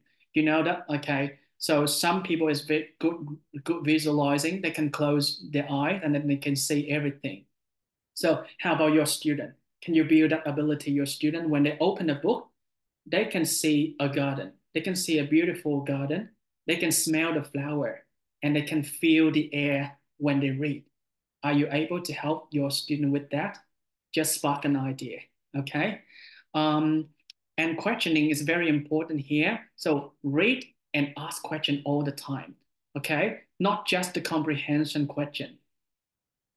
Remember the time when your father tell you the story, you usually ask why, and how come? How can we do it? Okay. So that is when you develop your cognitive and critical thinking. And now it's the same. You teach your student to question, not just wait for somebody to ask the question. They ask themselves, yeah, questioning or synthesizing to raise the social awareness or perspective or the culture. This is beyond the reading. So what message that you learn from the book or inferring? Inferring is mean that like you understand the implied meaning behind the character, behind the purpose of the book. Just like you explore the feeling of the character or the event. For example, how would you feel if you were the frog? How would you feel if you were the frog and somebody did not keep their promise? Yeah, okay. We go deep into the character, the theme, and the event and the story. Yeah, okay. I'll just show you quickly the strategies. And if you are interested, please spend your own time to explore these. And here, yeah, I just quickly show in my classroom. Okay, this is the pictures that I got on the internet, not my classroom because I'm not allowed to take the photo. But okay, so in my classroom is similar to this. So we got like we create opportunity for students to have a chance to make access to the book. Yeah, we have a small library in each classroom. We got shelf, we got different books. You can see that like we have different genre, different types of book, like book about people, book about school, books about social and emotion, books about fiction and non-fiction, and animals and science, and different topics for them to read. Because different students they have different interests. So if you have different books in the classroom, that would be great. Or if you want to focus on their reading level, you can have level book or created reader. You can put created reader like I mark it here like level 13, 14, 15 to different levels in there. And if student they know their level, they can go to that area. They pick the book that appropriate to level and to improve their reading. Okay, so this is how we build the independent skill for reading for the students. They have the library in the classroom and the reading schedule. So we got like every morning. I teach year 3 and year 4. Every morning when they come to classroom, they put the bag into the locker and they sit down for 15 minutes, grab any book. Yeah, grab any book or the book at the level for reading. So don't think it's a waste of time to let them read because even though they do not really read, they just look at the picture, look at the photo or the illustration in the book, it is still reading. Because when they look, they spark some idea for themselves for the day. Yeah, okay. So 15 minutes every day, that's really help. And if your student need to support with the level, yeah, you can use the created reader, show them what level they are and what books they need to read and just sit down for 15 minutes and engage them every morning like that. And at our school, we also have like one period, 45 minutes to go to the school library. We got in-class library, just a small, but if that's not enough for your student, we bring them to the school library and sit there for one period, the whole class, okay? So they can grab any book they like and sit down and practice reading. This is how we build their good habit, okay, good habit for reading or their skill by themselves. Or early finisher, you know that in your classroom, the same lesson you teach, but some students, they complete the work, they get the work done very quickly, and they have nothing to do. And when they got nothing to do, what do they do? What do you think they are doing if they have nothing else to do? They are going to go around, yeah, make noise, they chat, they talk, and they go around the classroom, they disturb. That's right. Yeah. Okay. For early finisher, it's really helpful if you assign them. Okay. If you finish early, you can go to the classroom library, sit down, and grab the book to read. Okay. Give them something to do, meaningful. Yeah. Give them something to do meaningful, not doing something that not useful. Okay, so early finisher can be beneficial to the graded reader. This is their time. All right. And in Australia, we also have the reading book bag to send home. Every week, we have a bag like this. And you can see that we got the name in it and we got the level that a student and we send it home. Okay, why do we send it home? Because some parents they might be interested in reading the book together, but they cannot find any resources, good resources, and really expensive. You know that book is really expensive to nowadays, and some parents they cannot afford it. Okay, so that's why school sends some book home, and you know that like the meaningful time between parents and children is good when we do reading together. All right, and can you imagine that like if you put the graded readers into the book bags like this, appropriate to their reading level, they can bring it home and read it their parents. That's a lot improvement. All right. So that's why we do it every week for the students. And when they finish reading the book, they bring the book back and return it to the school library or return it to the teachers. Or maybe they can swap the book with the other friends. Okay. Make sure that like parent is also the part of education. Okay. So parent is not outside of the education. Parents must be involved in the learning of their child. They must be responsible for child learning. Even though they cannot read English. I know that in your countries, many parents, they cannot read English and they have difficulty with reading English, but they can still sit next to their child, encourage them to read or help their child to explain. Or if they struggle, they can use the online platform that I showed you before. We have audio, we have pictures that the parent can support them in that way. The parent, they don't need to read for their child. They just show their child or support their child to read. Okay, that is how we improve the literacy in Australia here. And yeah, before we finish for today, I got case study. So this is like, yeah, this is the online reading that I do during the COVID time. Do you remember the COVID time? Students cannot go to school. They could not go to school, and we have to do some online. And yeah, okay, so these students in the video I'm going to show you, they are from Vietnam and I was in Australia. So I just do a free activity for them. But like, just give you an example, spark you an idea how to engage with the student. Even though it is in an online reading, but the student is still engaging here. I don't say that like, I'm very an expert in this activity because that is 5 years ago. But maybe that can be helpful in your context. You can spark new ideas in your context. All right, let me show you. Now, okay, so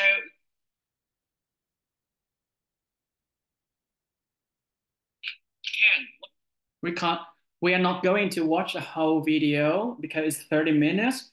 Just a few, just a short minutes. Ooh, slow. Maybe yes. Yeah, maybe yes. All right, maybe yes. Okay. Can you hear the video? Yes. Yeah. Okay. Thank you. It's a no. So we can see this is a monkey. Okay, right in the middle of the picture we have a monkey. So what is the monkey doing? So yeah, I forgot to introduce you the student. So these are just kids. They some in different levels. Okay, some did not learn English before, but some is good at English already, and they are all in Vietnam. Uh-oh, sorry. Where is it?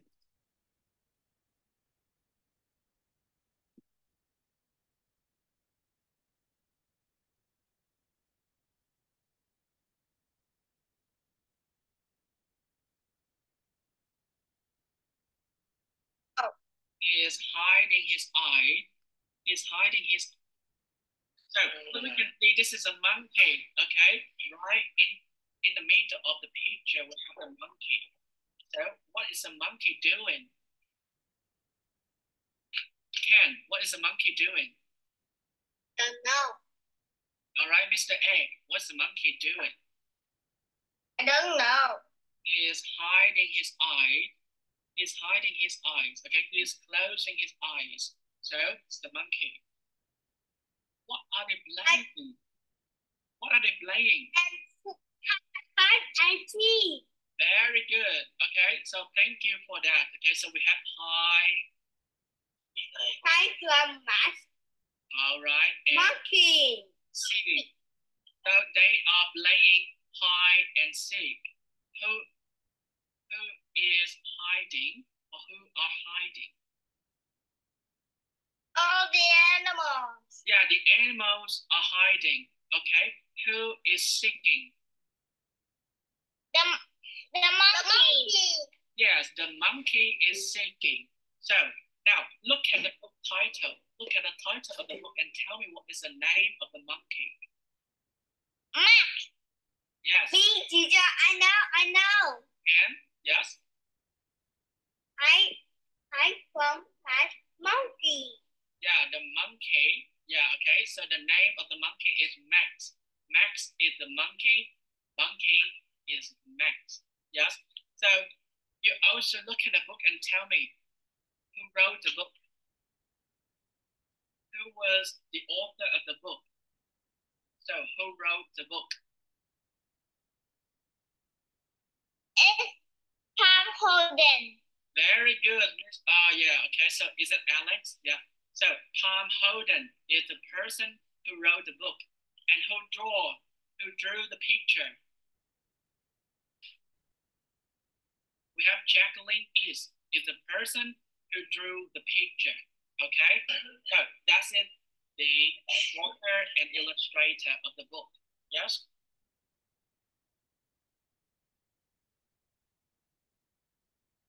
And do you understand?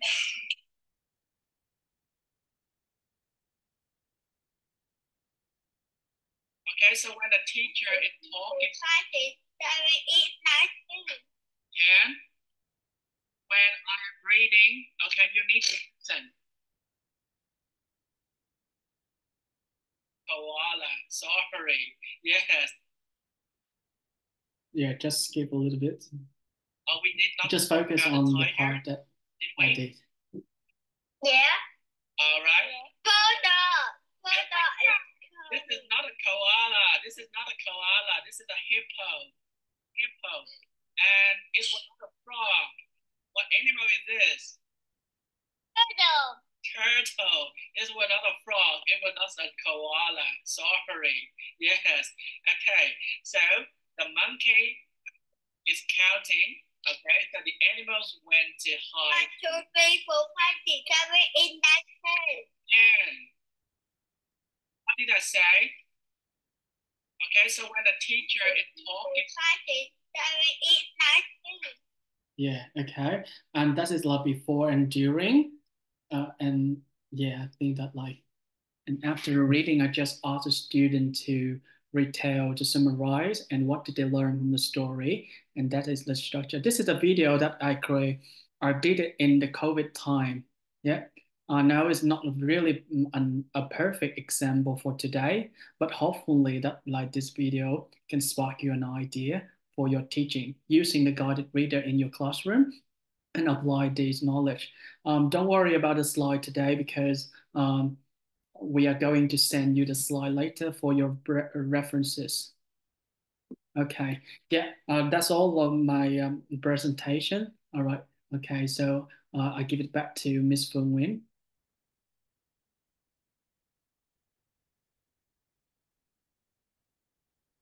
Hi, Phương. Yes, I've just shared my screen.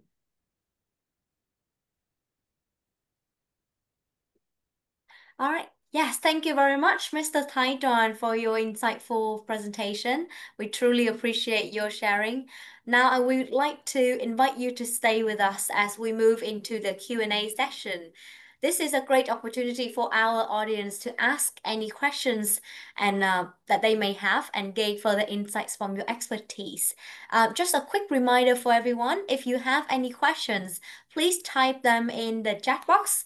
Or you can use the Q&A box as well. This will help our team manage the questions more efficiently and ensures that we don't miss any during the session.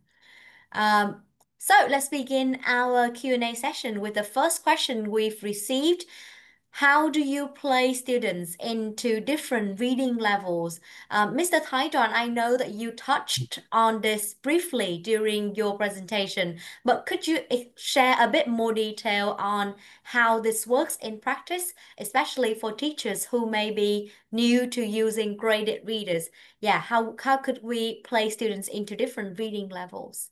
Yeah, okay. So this is a real thank you for your question. This is a great question, and I'm very happy to answer this one. So before I came to Australia, when I do teaching reading, I teach a whole class. Okay, usually we do a class of like more than 30 students in our classroom back in Vietnam. And yeah, okay, so I did the same lesson to everyone, but I did not recognize that like we have different level in the classroom. So maybe like some students find it easy, but some students really struggling to understand the text. And when I came to Australia, I just figured out we need to differentiate. Differentiate is like we do different levels for different students. Okay. And how do we know the student in different level? So at the beginning of a term, we do assessment. We have a PM assessment I told you before. That it is a series of book that we give to the student, and then they read, and when we do the running record. And after we got the level, we divide them into main three, usually to three main levels. If you get four, because I know that maybe in your classroom you have like around 45 or 50 students.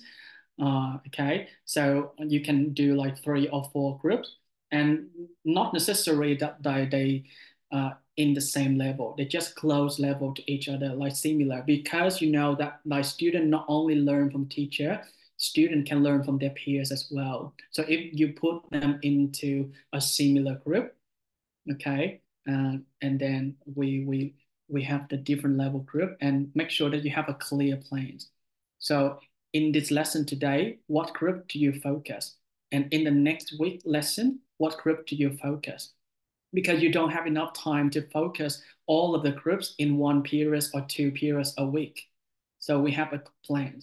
So, and the purpose of the guided reading is not to support them everything. We just support them the tools, the skills that they can explore the knowledge themselves. Okay. So this week you work with level one. Next week you work with level two, and the other week you work with level three. And make sure that every time you work with this any groups, you provide them enough tools so that they can work by themselves. Okay. Thank you Hope this very one much. answer. Yeah. Yes, thank you very much. That's very insightful. And here's another great question. This comes from Fawn from Edway International School in Cambodia. Please kindly share with me how to encourage the students to read books in English and how to support them to be active with their reading as a hobby.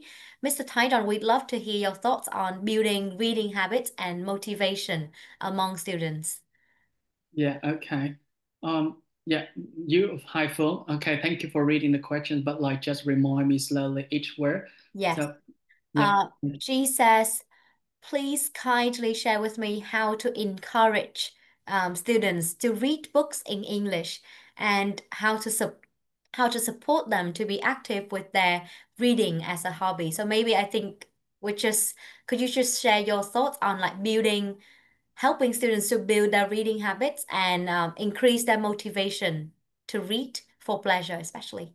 Yeah. Okay. So I believe that every teacher they have different skill to motivate and encourage teachers.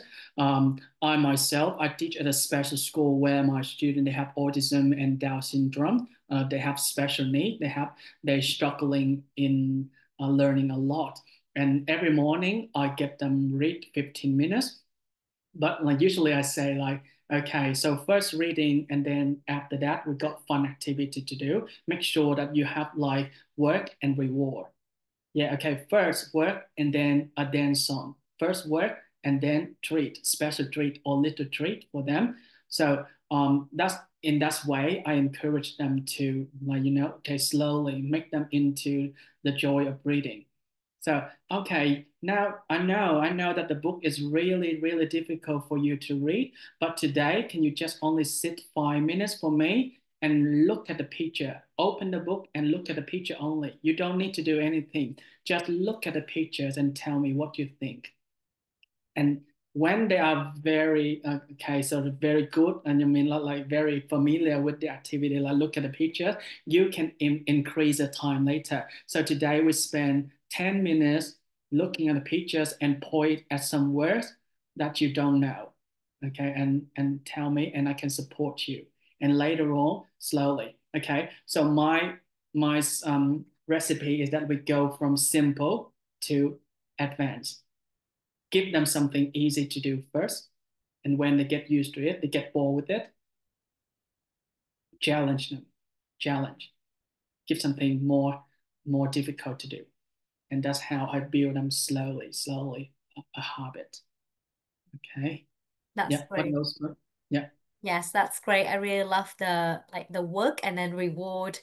concept. And I think in that answer you have already briefly touched on like and answer the question from Adnan, who asks like how do you deal with weak learners? I think you've kind of briefly answered that already. So let's move on to another question. I can put the questions in the chat box so Yeah. that everyone could see. Um, this is a simple yes or no question from a participant in Vietnam, I think. She asks, should the warm-up activity in a reading skill lesson include vocabulary related to the reading passage? Yeah.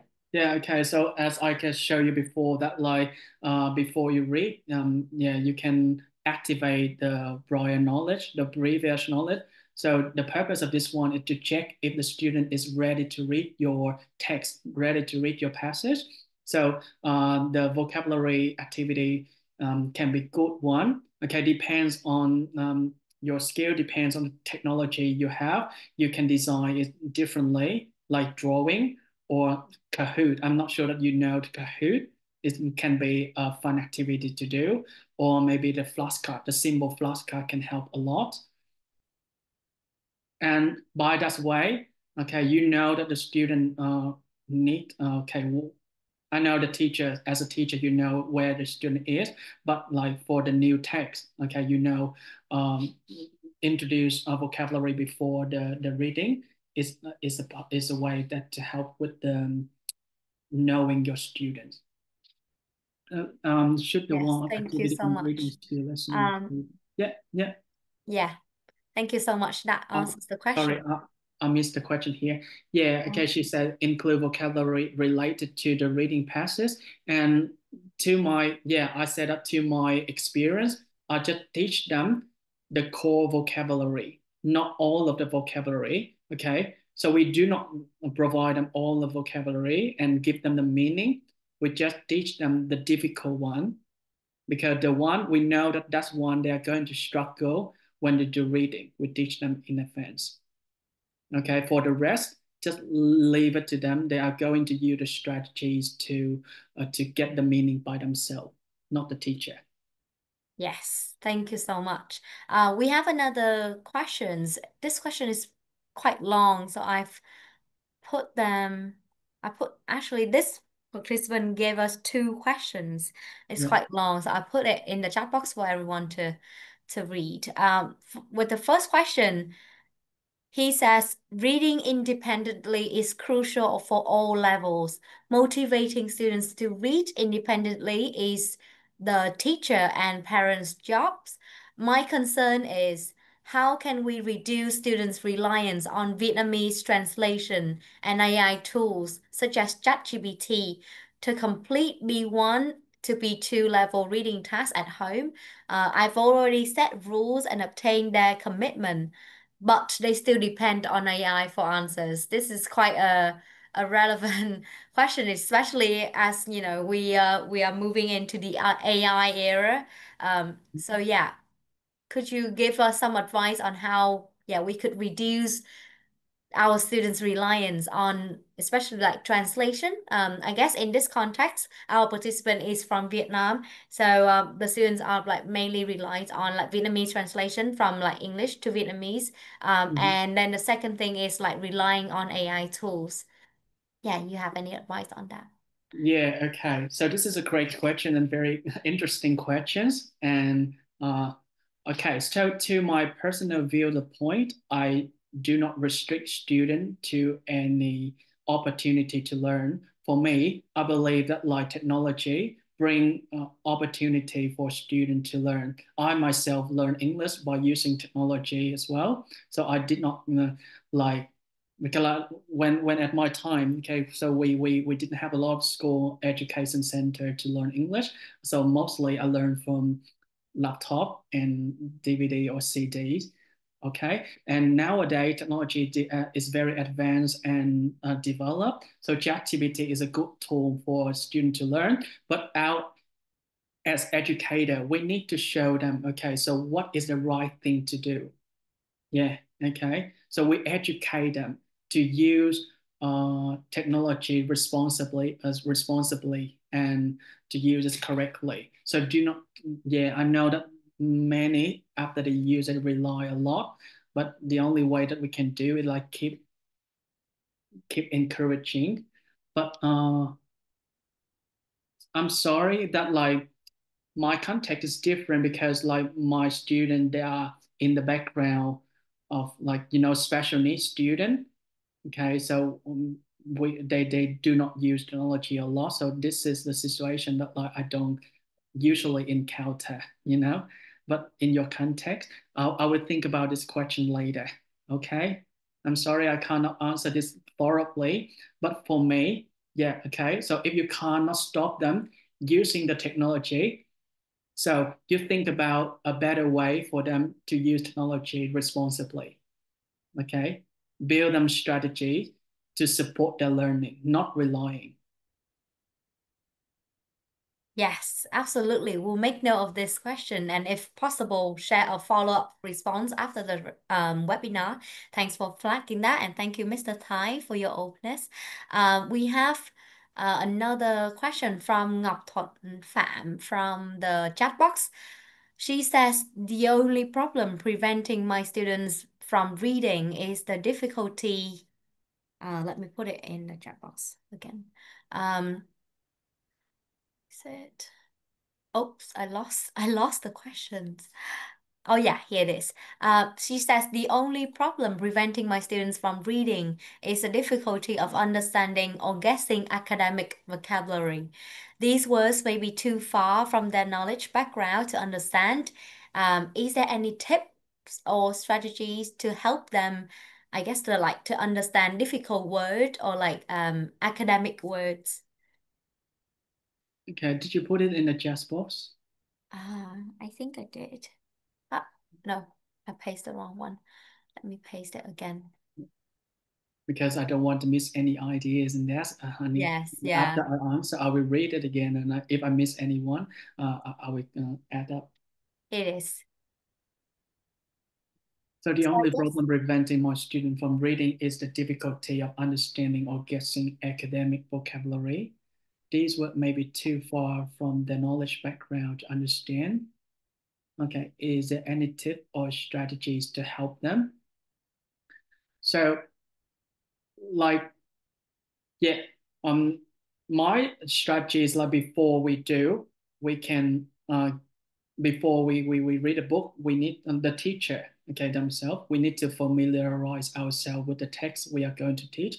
We should know the text we are going to teach, and we should know that like this text is appropriate to the students, and then we pick out the vocabulary, pick out the word, and we front load them. We teach them in advance. Uh, in this way, you cannot. I know that like some very far. That's why you need to choose appropriate book for your student. You put them into the right level. As I said, like we have different groups in the classroom and combine them into the similar level, not necessarily in the same level. Similar level is okay, and then they can learn from their peers. You know. let them time, let them give them like an opportunity to learn from peers as well. And you can provide them different tools. Just like in my classroom, I have like pictures, visuals, or poster, or something that they can explore by themselves. All right. I know that teacher, we don't have time to cover all of the students in the classroom, but just provide them something.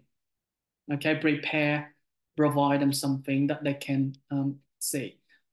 So that's why in our classroom on the wall, on the wall post, we have a lot of things on there because we know that sometimes the students look at it and they remember it better than listen to the teachers. Yes, thank you so much. Wow, we're receiving so many great questions. Thank you all for your enthusiasm. While we may not have time to get to every single one, we'll try our best to cover. But I think due to time constraint, I think we have like time for like one last question.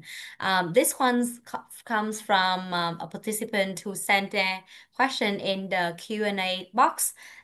She asked, and this I think this question would be relevant to many like English teachers that are present here today. She asks, what are some fun and easy to remember tips for teaching students how to do true or false or yes, no, not given reading tasks?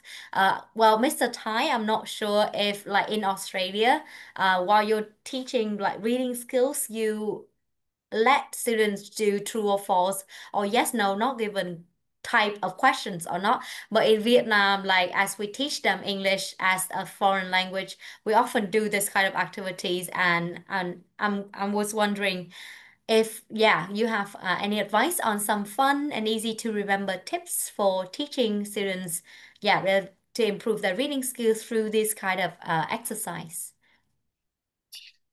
Okay, thank you for this question. It's really interesting to make connection between the two different contexts. So I know that like first English as first language teaching and English as second language teaching are two different contexts. Here, after the reading, we usually develop the student creative skill, just like they produce the language after they read. Okay, we do writing, we do drawing, we do talking about, we do discussion. Okay, and while in your countries, maybe you do like comprehension, yes, no, true, false. That is a different context, just let you know. And the different context as well, like my special needs student, they are like in very like basic level, okay, not in the high level. So that's why I don't usually do like true, false, yes, no in my classroom. We just do like drawing and write a short sentence or a short paragraph about what you read, or you can do the presentation or create something, create a graph and talk about it. Okay, that is how we do in the classroom. We focus more on their creativeness. Okay, everyone read one book. Okay, everyone, you remember like everyone read one book, but each they have different views of point. They have different thinking in the brain. And what we are doing is the way we try to bring what is inside the brain onto the paper and that we can see it. And if it's like good, we encourage them to do more. And if it is like need to improve, we will correct them, you know? Okay. And what are some fun and easy remember tips for teaching students how to do true, false, or yes, no, not? So in here in the classroom, we got each student, we got iPad. I know that like technology might be available, might not be available, but in our classroom, we got iPad and we use Kahoot. I'm not sure that I'm typing the word Kahoot. So many of you know Kahoot already, but if it is no, it's good for you to do this. This is a fun thing to do because it is on the big screen and each of them can answer, they can choose answer by choosing the color, look at the pictures, or listening to the question and choose and very responsive in a way. I don't know how to explain it, but like I just type the word Kahoot and you explore it, and it's easy to remember for them because make sure that like learning is fun, and when it is fun, the student remember is longer. Yes, that's a great point. Yes. Gamification is a great way to help students to remember, key points from the lessons. And yeah, Mr. Tai mentioned Kahoot. There's our other, like many other websites that you can use to like gamify your lesson as well. We have like Kahoot, Blookit, and like Quizzy, Yeah. other things. Yeah, so many great website that you can use. Um, so yeah, thank you so much everyone for the fantastic questions. We would like to extend our heartfelt thanks to Mr. Taidon for his insightful sharing and for leading us through such an engaging Q&A session. Your expertise and thoughtful responses helped truly enrich today's webinar, leaving us with like valuable takeaways to reflect on and apply. And we hope this Q&A session gave you some valuable takeaways and practical ideas to try out in your own classroom. With that, we'll now wrap up the Q&A and move towards the closing of our seminar. So yeah, ladies and gentlemen, before we close, may I kindly remind you to complete the feedback form. Your thoughts and suggestions are greatly valued and will help us improve future events. Your e-certificate and sample materials will be sent to your email upon the successful submission of the feedback collection. So yeah, ladies and gentlemen, that brings us to the end of today's workshop. On behalf of the organizing team, thank you all for your active participation and engagement. We hope you found today's session informative and inspiring. We would also like to take this moment to sincerely thank Ms. Sofofoni Thongsavanvan, Managing Director of DTP Education Solutions Laos, Dr. Puthi Touch, Managing Director, DTP Education Cambodia, and Mr. Francis Strand, Training Manager, DTP Education Solutions, and of course, our wonderful speaker, Mr. Taidon. Thank you once again for your insightful presentation, your engaging presence, and the practical wisdom you've shared with us all today. So thank you, everyone. Thank you so much for tuning in from wherever you are in the world, and we wish you all continued success in your teaching journey. Have a lovely day, everyone, and see you next time. Goodbye, everyone. Thank you so much.